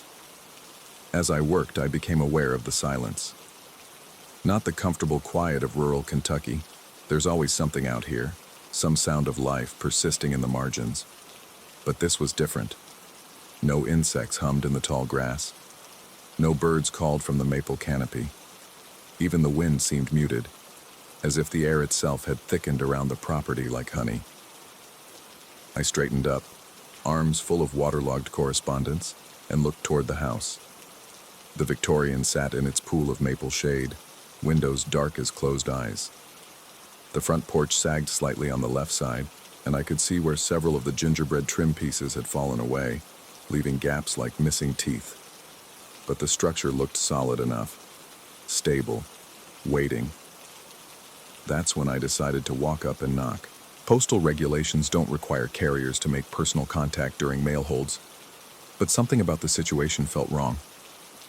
Maybe it was the sheer volume of accumulated mail, or the fact that no one had contacted the post office about the hold, or maybe it was just the weight of that unnatural silence pressing down on everything. I told myself I was being conscientious, doing my job thoroughly. But as I walked up that gravel drive, mail bundles tucked under my arm, I knew I was lying to myself. The gravel crunched under my boots, each step unnaturally loud in the stillness. The maple canopy closed overhead, and the temperature dropped 10 degrees in the space of 20 yards. My breath began to mist slightly, though it had been a warm morning when I started my route. The air tasted metallic, like the inside of an old tin can. Halfway up the drive, I stopped. Something was wrong with the trees. The maples lining the driveway were old growth, their trunks thick as telephone poles, their branches intertwining overhead in a natural arch. But looking closer, I could see that every single tree was perfectly symmetrical. Not naturally symmetrical. Trees don't grow that way. These had been trained, shaped, manipulated into identical forms. The branches curved and twisted in exactly the same patterns, as if someone had spent decades forcing nature into an unnatural design. I stood there for a long moment, studying those trees, trying to convince myself I was imagining things. But the evidence was undeniable. Someone had spent enormous time and effort creating this tunnel of living architecture, shaping the very landscape into something that looked natural but felt fundamentally wrong. I continued walking. The house revealed itself gradually as I approached. First the roof line emerging from behind the maple screen, then the upper windows. Finally the full structure rising before me like something from a fever dream. Up close, the Victorian was larger than it appeared from the road, its second story topped with a widow's walk that seemed to survey the surrounding countryside like a watchtower. The paint, which had looked bone white from a distance, was actually a pale yellow that had faded and weathered to the color of old teeth. The front porch stretched across the entire width of the house, its floorboards warped and stained but still solid underfoot. I climbed the 3 steps, and the boards creaked with the slow, musical groan of old wood settling under weight. The sound echoed strangely in the stillness, as if the house itself were commenting on my presence. I approached the front door, solid oak painted dark green, with a brass knocker shaped like a wheat sheaf. The metal felt ice cold under my knuckles when I rapped 3 times. The sound was hollow, deeper than it should have been, as if the door were thicker than normal, or the house behind it mostly empty. I waited. The silence stretched. I knocked again, harder this time. That's when I heard it. A crystalline chime from somewhere inside the house, like wind blowing through suspended glass tubes. The sound was beautiful and completely out of place, lasting several seconds before fading into the thick quiet. I pressed my ear to the door, listening for footsteps, voices, any sign of occupancy. Nothing. But I could feel something on the other side of that door. Not hear it, not see it, but feel it. A presence, a weight. A sense of attention focused on me from within the dark interior of the house. The hair on my arm stood up, and my breathing became shallow and quick. I stepped back from the door and looked up at the second-story windows. They stared back like blank eyes, their glass reflecting nothing but the gray October sky. But as I watched, something moved behind the center window. Just a shift in the darkness, a subtle change in the quality of shadow. I blinked hard and looked again. Nothing. Just the empty window and my own reflection caught in the glass. The wind picked up suddenly, sending leaves skittering across the porch with sounds like fingernails on wood. The air grew colder, and I could smell something unpleasant. Not decay exactly, but something stale and long-closed, like air from a basement that hasn't been opened in years. I backed away from the door, still carrying the bundles of mail. My legs felt unsteady, and my peripheral vision kept catching movement that wasn't there when I turned to look directly. The maple canopy overhead seemed to be closing in, the branches reaching down like gnarled fingers. I turned and walked quickly back down the drive, fighting the urge to run. The gravel seemed louder under my feet now, each step echoing off the house behind me. I could feel those empty windows watching my retreat, and the space between my shoulder blades itched with the certainty of unseen observation. I made it halfway to the road before I heard the sound that made me break into a run. It came from behind me, from the direction of the house. A low, sustained note like someone humming deep in their chest. Not quite human, but not quite anything else either. The sound seemed to come from everywhere at once, vibrating through the ground and up through my boots, resonating in my ribcage like I was standing inside a giant tuning fork. I ran the rest of the way to my truck, tossed the mail bundles into the passenger seat, and started the engine with shaking hands. As I pulled away from the mailbox, I couldn't resist checking my rearview mirror. The house sat in its pool of shade, looking exactly as it had when I arrived. Empty, abandoned, waiting. But in the center window of the second floor, the same window where I thought I'd seen movement, a pale figure stood motionless behind the glass. I slammed on the brakes and twisted around to look directly at the house. The window was empty. I looked back at the mirror. Empty. Direct view again.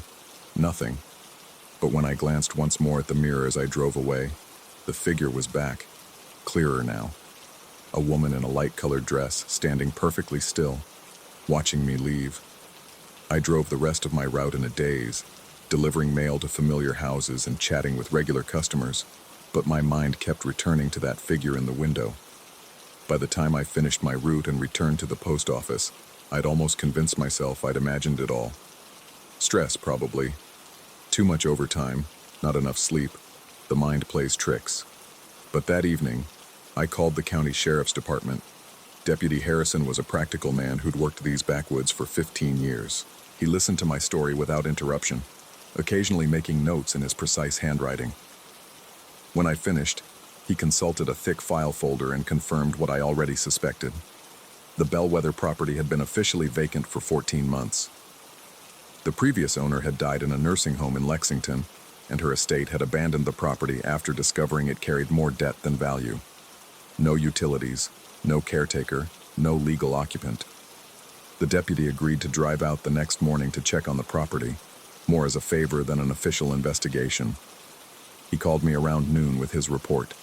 House secure, no signs of occupancy, no evidence of trespassers. He'd walked the entire perimeter and peered through every accessible window. The house was empty, had been empty for over a year, and showed no signs of recent disturbance. But that didn't explain what I'd seen, what I'd felt.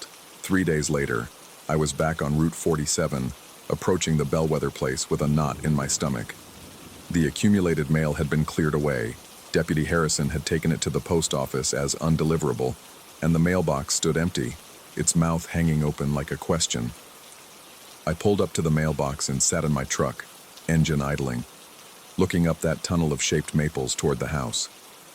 Everything appeared normal. Daylight filtered through the canopy in familiar patterns. Birds called from somewhere in the surrounding woods. The oppressive silence was gone. But as I sat there, I noticed something new. Tire tracks in the gravel drive, fresh enough to still show clear tread patterns. Someone had driven up to the house recently, after Deputy Harrison's visit, after my first encounter. Someone had been there. I got out of the truck and walked to the beginning of the drive.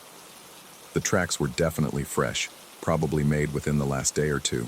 A single vehicle, compact car from the width of the wheelbase, had driven up to the house and back out again. The tracks stopped at the main road, where they disappeared into the asphalt. I followed the tracks up the drive, staying to one side to avoid disturbing the evidence. The familiar cold began to settle around me as I moved under the maple canopy, but this time it felt different. Not malevolent, exactly, but expectant. Like the landscape itself was waiting for something to happen. The house came into view, and I stopped short. Every window on the first floor was open. I stood there staring at the Victorian, trying to reconcile what I was seeing with what I knew to be true. 3 days ago, those windows had been closed. Deputy Harrison had confirmed it. The house had been secured, empty, abandoned. But now every first-floor window stood wide open, their white curtains billowing gently in a breeze I couldn't feel. I approached the house slowly, every instinct screaming at me to turn around and leave. The front porch looked the same, but the air smelled different. Not stale anymore, but fresh, like someone had been airing out rooms that had been closed too long. I could hear sounds from inside the house now, the creak of floorboards, the soft whisper of fabric moving in air currents, something that might have been humming. I climbed the porch steps, and the sound stopped immediately. I stood at the front door, which remained closed despite all the open windows, and knocked 3 times. The hollow echo was the same as before, but this time I heard something else. Footsteps moving across wooden floors, slow and deliberate, approaching the door from inside. The footsteps stopped directly on the other side of the door. I could hear breathing. Shallow, quiet, but definitely human. Someone was standing inches away from me, separated only by the thickness of painted oak. I called out, identifying myself as a postal worker, asking if everything was all right. No response. Just that soft, measured breathing continuing on the other side of the door. I tried the handle. Locked. I walked to the nearest open window and peered inside. The room beyond was a parlor, furnished with antique pieces covered in white sheets. Dust motes danced in shafts of sunlight, and everything looked exactly as you'd expect in a house that had been empty for over a year. No signs of recent occupation. No footprints in the dust on the hardwood floors. No indication that anyone had walked across that room in months. But I'd heard footsteps. I'd heard breathing. I moved to the next window. A dining room, also draped and dusty, also clearly unoccupied. The next window revealed a kitchen where spider webs stretched between the cabinet handles and a thick layer of dust covered every surface. Room after room showed the same story. Complete abandonment, undisturbed decay. The slow surrender of human spaces to time and neglect. I completed a circuit of the house. Every first-floor window was indeed open, but every room was obviously, demonstrably empty. The contradiction made my head spin.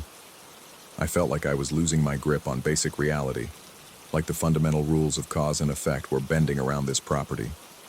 I returned to the front of the house and looked up at the second-story windows. They were all closed, just as they'd been on my first visit. But as I watched, the center window, the same window where I'd seen the figure in my rearview mirror, began to slide open with the smooth, silent motion of well-maintained hardware. The window opened fully, and white curtains began to flutter in the breeze. I could see into the room beyond now, a bedroom with faded floral wallpaper and furniture draped in protective sheets.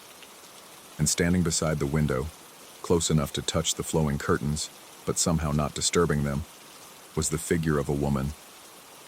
She was elderly, thin to the point of frailty, wearing a pale dress that might have been fashionable 50 years ago. Her gray hair was pulled back in a neat bun, and her face was turned toward me with an expression of mild curiosity. She looked completely solid, completely real, completely impossible. I raised my hand in a tentative wave. She didn't respond, just continued to study me with those pale eyes. But as I watched, she lifted one thin hand and pointed, not at me, but past me, toward the road.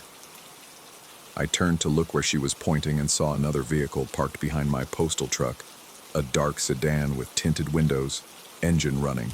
I hadn't heard it arrive. I'd been standing in clear view of the road the entire time, and I was certain no car had passed while I'd been at the property. When I looked back up at the window, the woman was gone. The curtains continued to flutter in the breeze, but the room beyond appeared empty. I walked quickly back to the road, but by the time I reached my truck, the sedan was already pulling away.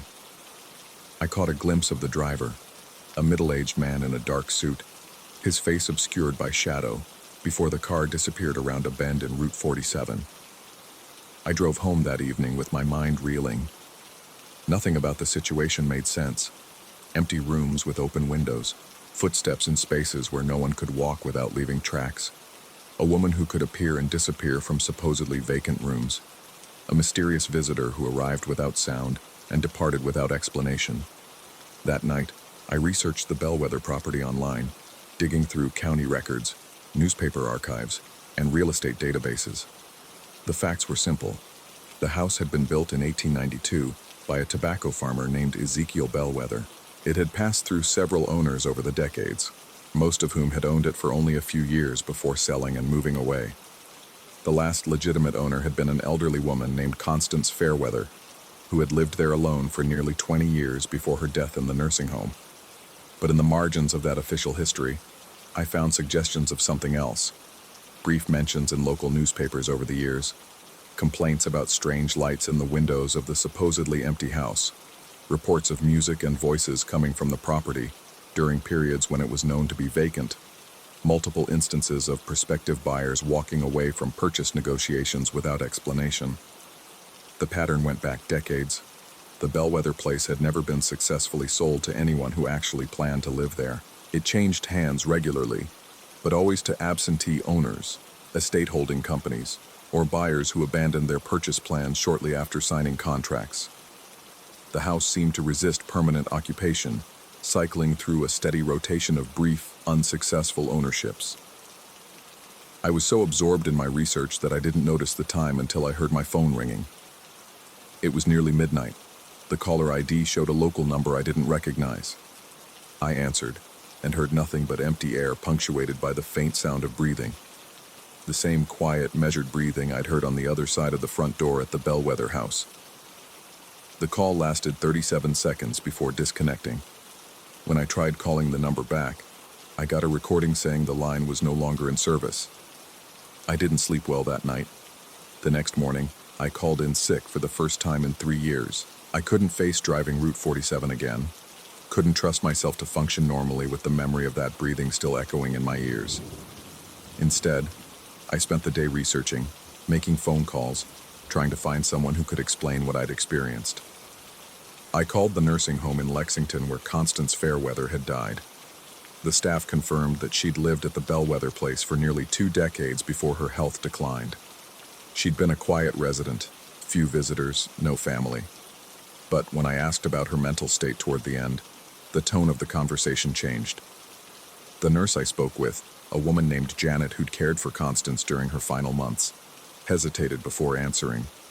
Finally, she admitted that Constance had spent her last weeks talking about needing to return home, insisting that someone was waiting for her at the house. She'd become increasingly agitated about being away from the property, claiming that she could hear her name being called from the direction of her hometown.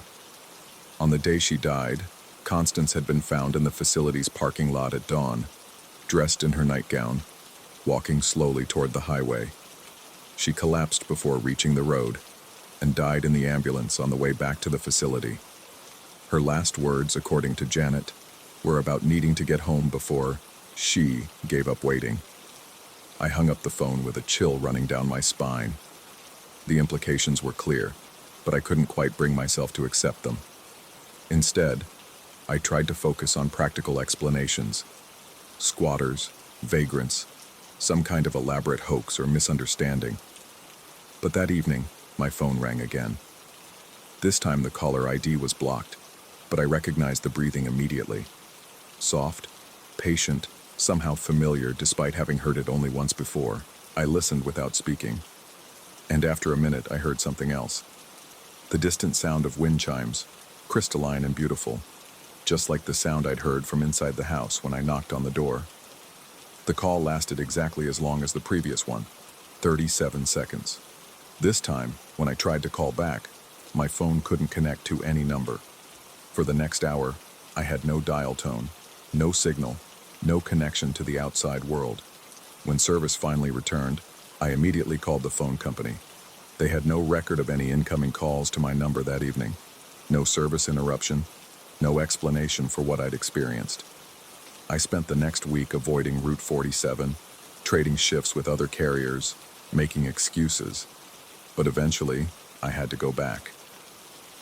The Bellwether property was part of my assigned route, and I couldn't avoid it indefinitely without raising questions I wasn't prepared to answer. When I finally returned to the property, everything had changed again. The mailbox was repaired and painted fresh black, its red flag crisp and new. A small pile of outgoing mail waited inside, stamped and ready for collection. The tire tracks in the gravel drive were gone, smoothed away as if someone had carefully raked the surface clean. I sat in my truck, staring at that mailbox, trying to decide what to do. The practical part of my mind said to collect the outgoing mail and continue my route as if nothing unusual had happened. But the larger part of me, the part that had been listening to that breathing on the phone and researching the history of failed ownerships, knew that collecting that mail would be accepting something I wasn't prepared to accept. I got out of the truck and opened the mailbox. 3 letters waited inside, all addressed in the same careful handwriting to different destinations around the county. The return address was printed clearly in the upper left corner of each envelope.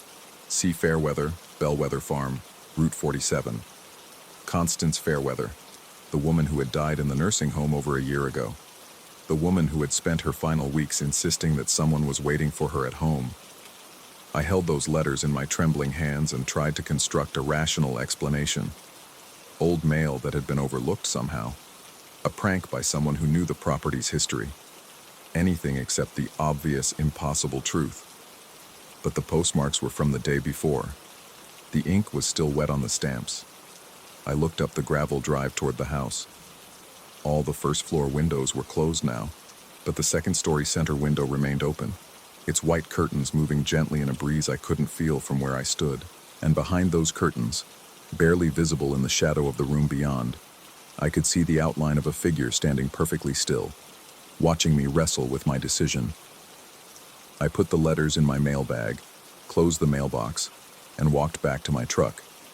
As I drove away, I didn't look in the rearview mirror. I couldn't bear to see whether the figure was still watching, or whether she was smiling. That was 6 months ago.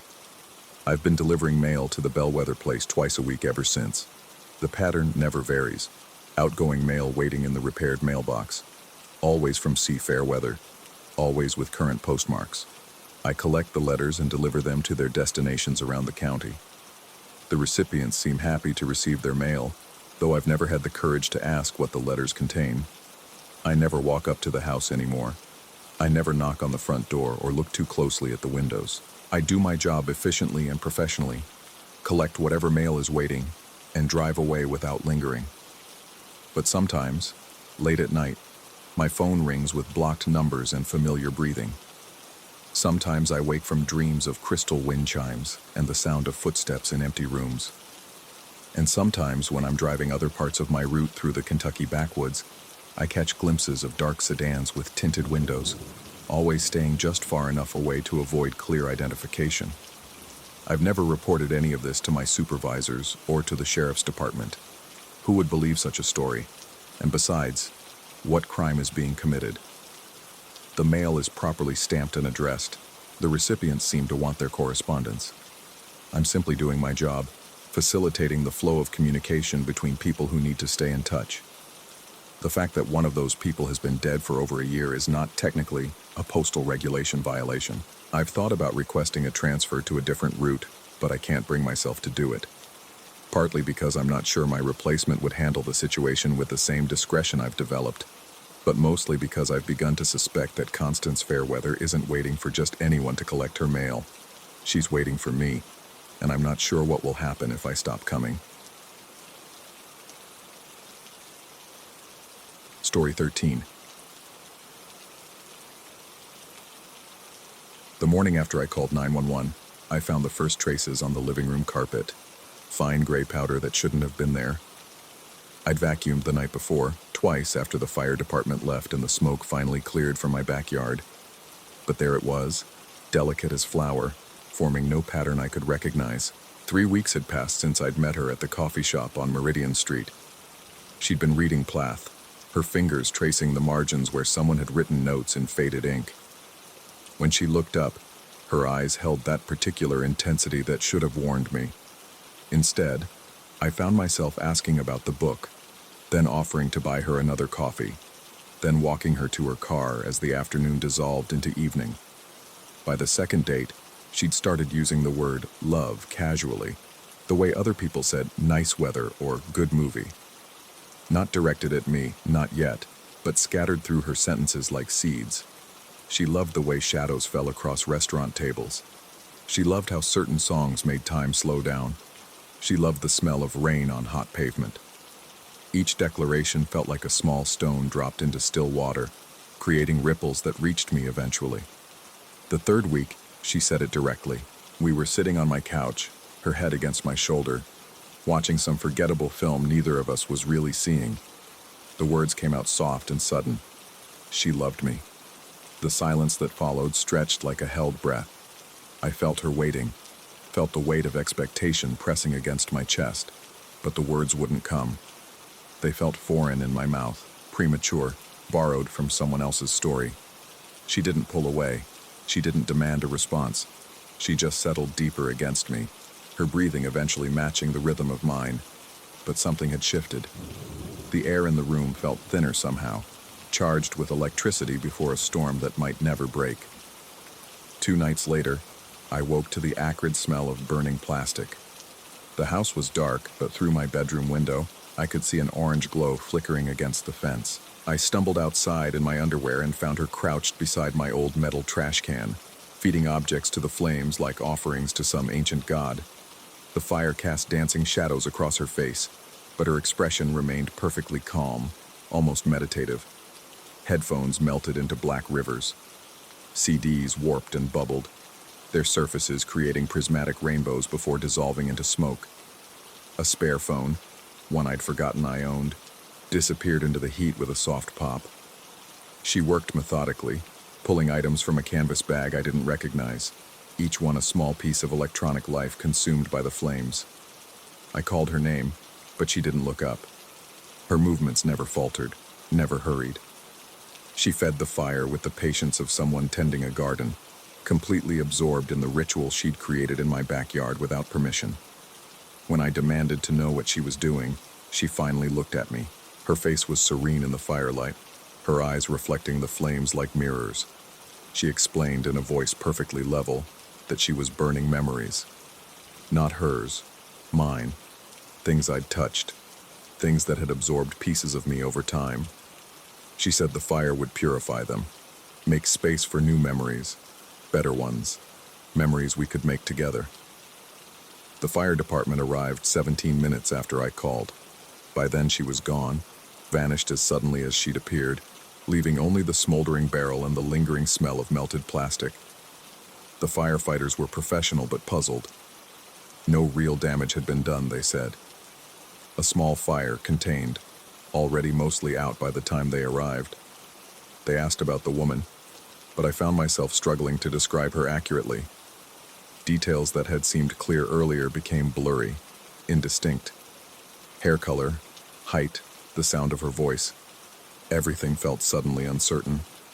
The first ash appeared 3 days later. I'd cleaned thoroughly after the incident, scrubbing every surface, airing out every room.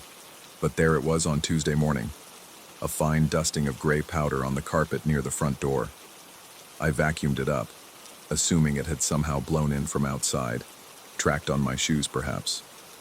Thursday brought more ash, this time in the hallway. Friday, I found it on the kitchen counter, a thin line of powder that looked almost deliberate in its placement. Each time I cleaned it away, more appeared, always in different locations, always just a small amount. Barely noticeable unless you were looking for it. By the second week, I started documenting the appearances. A small pile near the bathroom mirror, traces on the windowsill in the bedroom, a delicate spiral on the coffee table that looked almost like a fingerprint pressed in gray dust. The patterns became more complex, more intentional, as if someone was leaving messages I couldn't quite decipher. I changed the locks. I checked the windows obsessively. I installed a security camera that showed nothing but my own increasingly frantic movements through the house, cleaning and re-cleaning, searching for explanations that wouldn't come. The ash kept appearing. Sleep became elusive. I'd lie in bed listening to the house settle, each creak and whisper magnified in the darkness. Sometimes I thought I heard footsteps, soft and deliberate, moving through the rooms below. But when I investigated, I found only more ash, scattered in corners where it shouldn't be, forming shapes that looked almost like letters in an alphabet I didn't know. I started keeping the lights on at night. The harsh fluorescent glare made the ash more visible, revealing its presence in places I might have missed. The powder seemed to shimmer sometimes, catching light in ways that dust shouldn't, creating brief flashes of iridescence before returning to matte gray. Work became impossible. Colleagues noticed my distraction, my constant brushing at invisible specks on my clothes, my habit of checking my phone for messages that never came. I told them I was dealing with a minor home maintenance issue, nothing serious, but the lie felt thin, even to me. The ash began appearing during the day. I'd leave a room clean and return to find new deposits, fresh and fine, as if they'd materialized from the air itself. I tried closing off rooms, sealing vents, covering surfaces with plastic sheeting. Nothing worked. The powder found its way through every barrier I created, persistent as water finding cracks in stone. 3 weeks after the fire, I found the largest deposit yet, a perfect circle of ash on my pillow, centered exactly where my head would rest. The powder was still warm to the touch, carrying the faintest scent of burned electronics and something else, something organic and unsettling, that reminded me of hair singed too close to flame. That night, I didn't sleep at all. I sat in the living room with every light blazing, watching the ash accumulate in real time, tiny motes drifting down from nowhere, settling on surfaces with the weight of snow that never melted. By morning, the entire room was dusted with gray, a fine coating that turned everything ghostly and unfamiliar. I called in sick to work. Then I called a cleaning service, industrial strength, the kind that dealt with fire damage and flood restoration. They arrived with equipment I didn't recognize, machines that hummed and filtered and extracted. For 8 hours, they worked through every room, every corner, every hidden space where ash might hide. When they finished, the house gleamed. Not a speck of gray anywhere. The team leader, a weathered woman with kind eyes, assured me that whatever contamination I'd been dealing with was completely gone. She handed me a detailed report, photographs of before and after, chemical analysis of the collected material, standard carbon residue, she said, probably from an old chimney or heating system malfunction. Nothing unusual, nothing to worry about. I paid them double their quoted rate and felt genuine hope for the first time in weeks. The ash reappeared before they'd finished loading their van. Standing at the window, watching the cleaning crew drive away, I noticed the fine gray line forming along the windowsill beside my hand. As I watched, more specks materialized from the air, settling with deliberate precision, spelling out something that looked almost like words in a language I'd never learned, but somehow felt I should understand. The phone rang. Unknown number. I let it go to voicemail, but no message was left. The phone rang again an hour later, then again that evening. Each time, silence on the other end when I finally answered, just the sound of breathing that might have been mine, echoed back through some impossible distance. I started sleeping in hotels, but the ash followed. Fresh towels in pristine rooms would show traces by morning. Hotel housekeeping found the residue puzzling, but not alarming. Just unusual dust, they said. Probably from construction somewhere nearby.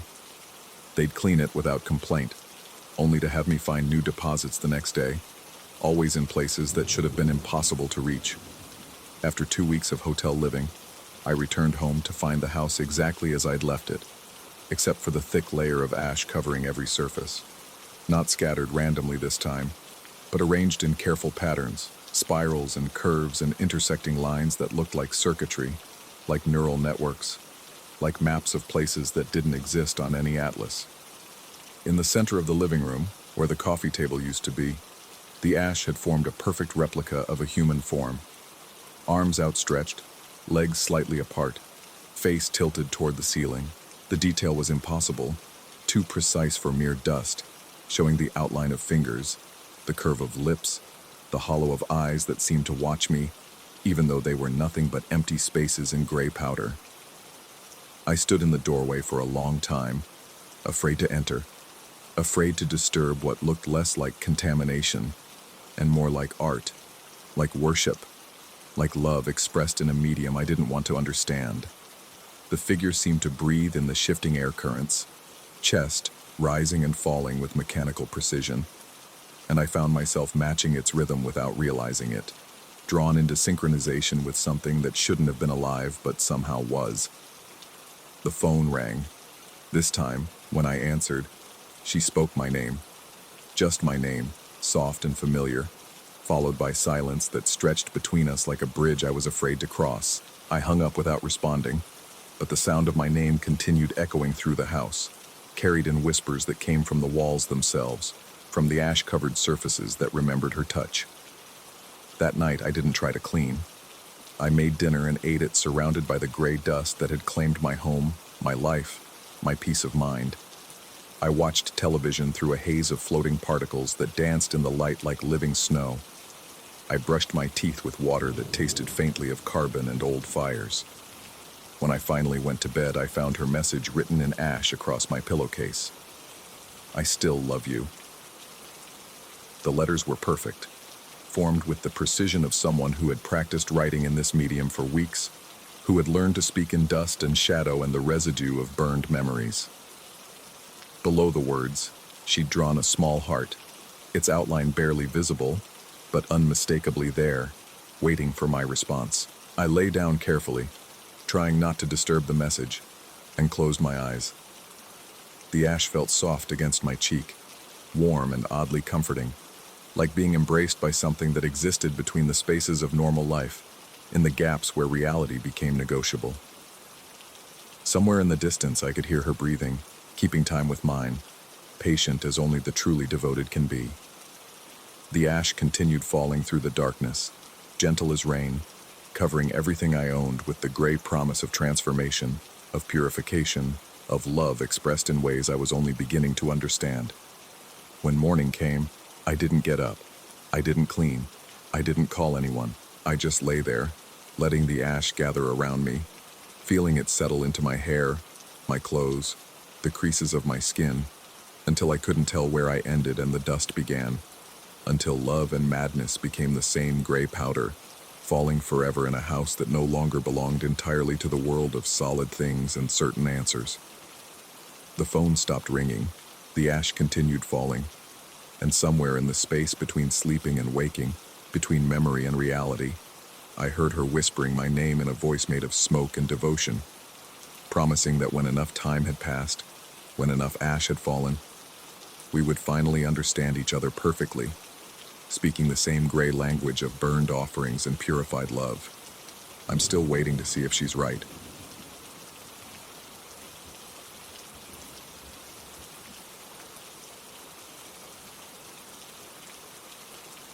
Story 14.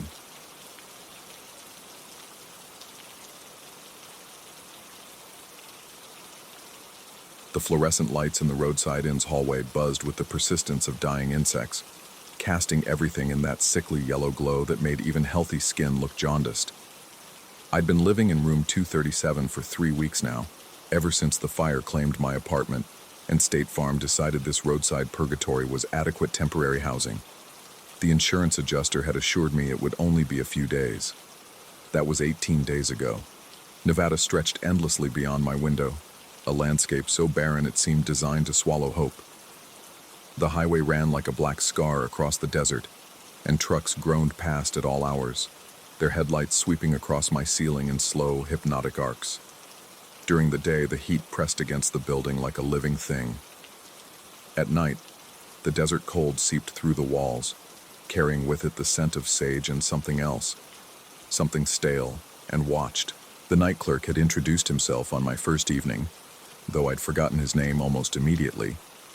He was thin in that unhealthy way that suggested poor diet rather than genetics, with pale skin that seemed to absorb the harsh lobby lighting. His uniform, a burgundy polo with the inn's faded logo, hung loose on his frame, and he had a habit of smoothing it down obsessively while he spoke. When I'd signed the temporary residency forms, he'd leaned across the counter, close enough that I could smell the coffee on his breath, and asked if I was staying long. The question had struck me as odd, since the paperwork clearly outlined my situation, but I'd chalked it up to small-talk desperation.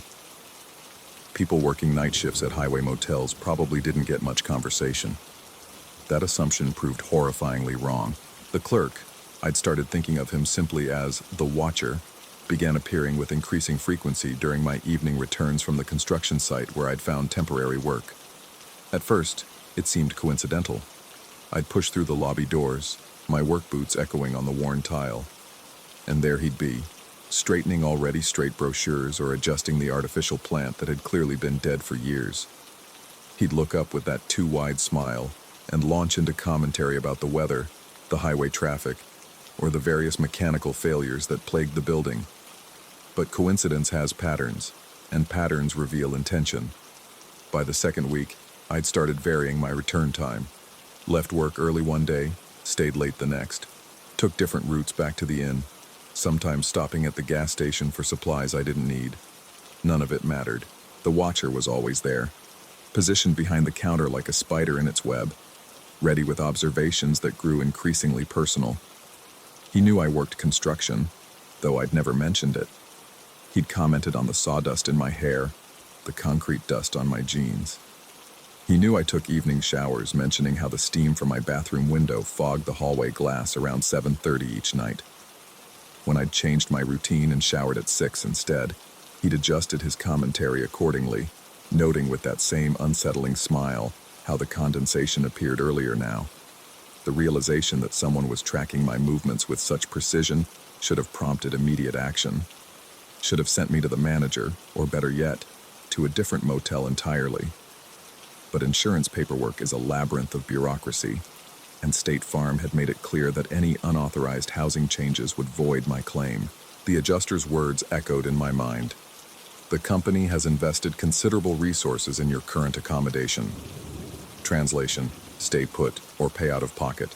So I stayed, and the watching intensified. It started with peripheral glimpses, a figure standing too still in the lobby when I passed, a shadow moving behind the front desk when I collected my mail. The watcher had developed an uncanny ability to position himself wherever my sightlines naturally fell. Walking to the ice machine meant passing his post. Checking my mailbox required crossing his field of vision. Even the path to my room seemed designed to funnel me past his constant presence. The building itself began to feel complicit in this surveillance. The roadside inn was a standard extended stay design, 2 floors of rooms connected by outdoor walkways, with the office and lobby occupying the ground floor's center. My room sat at the hallway's end, requiring a walk past 6 other units and the management office to reach the stairs. What had initially seemed like privacy now felt like isolation, as if I'd been deliberately placed in the furthest corner of a trap. The watcher's questions grew more probing. He'd ask about my sleep patterns, mentioning how he'd noticed my light staying on late. He'd inquire about my appetite, having observed that I rarely used the lobby's vending machines. Most disturbing was his fascination with my schedule, the way he'd probe for details about my upcoming plans, as if mapping my presence and absence. Sleep became elusive. The room's air conditioning unit rattled with mechanical death throes, cycling on and off in patterns that seemed almost intentional. The thin walls transmitted every sound from neighboring units, televisions, conversations, the rhythmic creak of bed springs. But beneath these expected noises, I began detecting others, footsteps in the hallway that stopped outside my door, the soft whisper of fabric against wall, the barely audible scrape of something metallic being inserted into a lock. The bathroom window became a source of particular anxiety.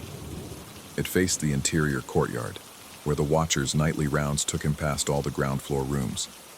Steam from my showers would fog the glass, creating temporary opacity. But as it cleared, I'd sometimes catch glimpses of movement outside. A figure standing motionless in the courtyard, the glow of a cigarette tip, though the inn was supposedly smoke-free. One evening, desperate for evidence of what felt like escalating surveillance, I'd positioned my phone to record the window during my shower.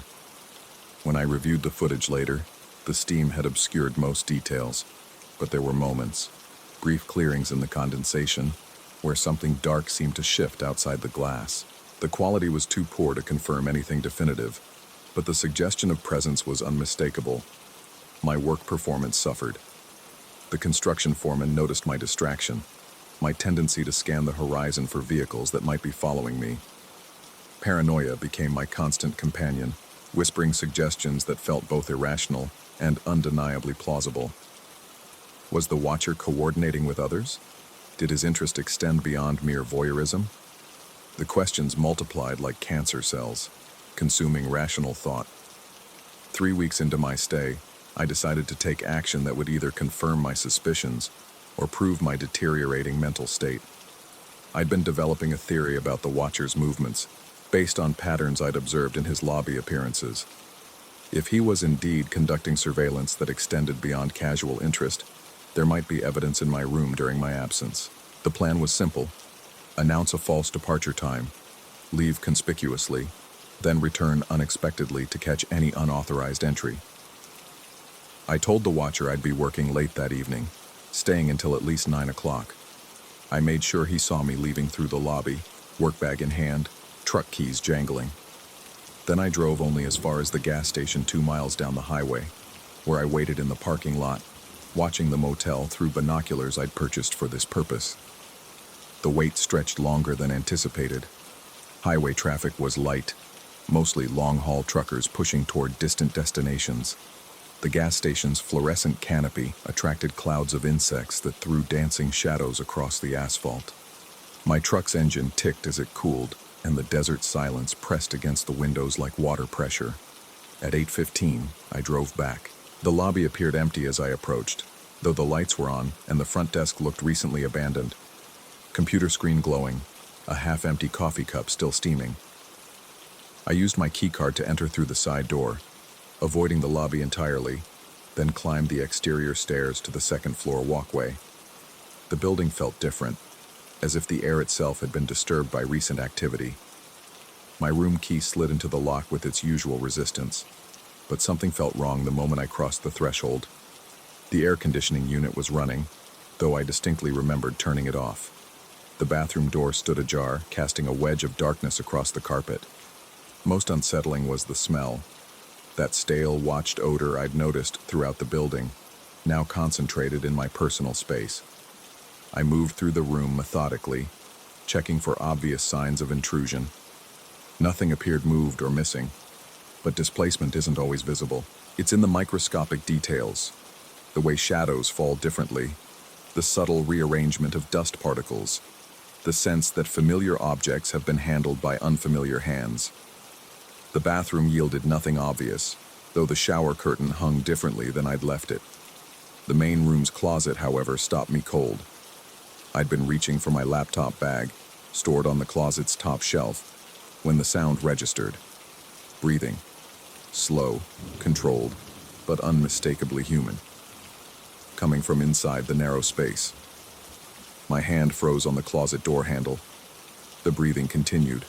Measured inhalations and exhalations that spoke of someone trying to remain undetected. Someone who'd been waiting in the dark, probably for hours, while I conducted my surveillance from the gas station parking lot. The door opened on a tableau that still visits my dreams. The watcher sat folded among my hanging clothes, his back against the closet's rear wall, knees drawn up to his chest. His burgundy uniform was neatly folded across his lap, leaving him in gray underwear and thin undershirt that made his pale skin seem almost translucent. His eyes met mine without surprise, as if my discovery was not only expected, but welcomed. The scream that tore from my throat was primal, carrying 3 weeks of accumulated terror and violation. It brought pounding footsteps in the hallway, followed by the manager's voice demanding to know what was wrong. By the time I'd coherently explained the situation, the watcher had dressed and was standing beside the bed, his expression calm and slightly confused, as if he'd been invited. The manager, a tired woman whose night had clearly just become significantly more complicated, listened to my explanation with the weary patience of someone accustomed to disturbing incidents. She asked the watcher to explain his presence in my room, and his response was delivered with such matter-of-fact simplicity that it almost sounded reasonable. He'd been checking the air conditioning unit, he claimed. Residents had been complaining about inconsistent cooling, and he'd been conducting room-by-room inspections during evening hours to avoid disturbing guests. He thought my room was empty, based on my stated work schedule, and had been examining the closet-mounted unit when I'd returned unexpectedly. Hearing my key in the lock, he'd panicked and hidden, knowing how the situation would appear. The manager's expression suggested she found this explanation as credible as I did, but institutional liability creates its own logic. She assured me the situation would be addressed, asked if I wanted to file a formal complaint, and offered to move me to a different room. When I asked what would happen to the watcher, her response was diplomatic but clear. Personnel matters would be handled internally. The next evening, a different clerk staffed the front desk. An older man with gray hair and tired eyes who barely looked up when I passed through the lobby. When I inquired about the previous night's incident, he mentioned that the former night clerk no longer worked at the inn. No further details were provided, and none were requested. Relief should have followed, but instead, the watcher's absence created a different kind of unease. The building felt hollow, as if his departure had removed some essential element of its identity. The lobby lights seemed harsher, the hallway sounds more intrusive. Sleep remained elusive, but for different reasons now. The closet door had developed a new behavior. Around 3 a.m, it would emit a soft creaking sound. Not the random settling of old hinges, but something rhythmic and deliberate, as if someone were adjusting their position in the dark space. The first few nights I'd investigated, finding nothing but empty hangars and the smell of detergent. But the sound persisted, always at the same time, always with that quality of purposeful movement. I began leaving the closet door open, thinking that eliminating the enclosed space would stop the phenomenon. Instead, the sounds moved to other locations: the bathroom, the area behind the bed, the corner where the air conditioning unit hummed its mechanical lullabies. Always just out of sight, always suggesting presence without providing proof. The insurance adjuster finally called with good news. My claim had been approved, and I could move back to a rental apartment within the week. The relief was overwhelming, but it came with an unexpected realization. Part of me had grown accustomed to the constant state of alertness, the hypervigilance that had become my default mode. Normal life, with its assumed privacy and safety, now felt almost artificial. On my final night at the roadside inn, I lay awake listening to the familiar sounds: truck traffic, air conditioning cycles, the building's various mechanical complaints. The closet door had remained silent for several hours, leading me to hope that whatever presence had inhabited this room would remain here when I left. At 3:07 a.m., I heard it. Not the usual creaking, but something more deliberate. The soft whisper of fabric against wall, followed by the barely audible sound of breathing. Slow, measured, patient, coming from the closet. I didn't investigate. Some mysteries are better left unexplored, some doors better left unopened. Instead, I lay still until dawn, listening to the sound of someone, or something, settling more comfortably into the darkness, adjusting their position in a space that should have been empty. The moving truck arrived at 8 a.m. sharp, and by noon, I was loading the last of my possessions into cardboard boxes. The new night clerk, if that's what he actually was, stood behind the front desk, watching my departure with the same intense interest his predecessor had shown for my daily routines. When I returned my room key, he mentioned that he hoped I'd enjoyed my stay, and that I was welcome back any time. I thanked him politely and walked away, but I could feel his gaze following me until my truck disappeared into the highway's heat shimmer. In the rearview mirror, the roadside inn grew smaller and smaller, until it was just another anonymous building in the vast Nevada desert, waiting for the next temporary resident to require its unique form of hospitality. But late at night, in my new apartment with its solid walls and reliable locks, I sometimes hear it, the soft creak of a door adjusting in darkness, the whisper of someone making themselves comfortable in spaces that should be empty. The sound follows me like a shadow, a reminder that some forms of watching transcend physical presence, and that once you've been truly seen, you can never again be completely alone. The watcher may no longer work at the roadside inn, but his surveillance continues in ways that employment could never contain. Some observations once made become permanent. Some presence, once established, requires no physical form to persist. And sometimes, just after 3 a.m., I wonder if I was ever the one being watched, or if I was simply the latest addition to a collection that spans decades, centuries perhaps, of temporary residents who discovered too late that some accommodations extract a price that extends far beyond the nightly rate. The closet door in my new place creaks sometimes, and I've learned not to investigate. Some sounds are better left unexplored, some presence better left unacknowledged. But I know he's there, adjusting his position in the darkness, settling in for another long night of patient observation. After all, good help is so hard to find these days.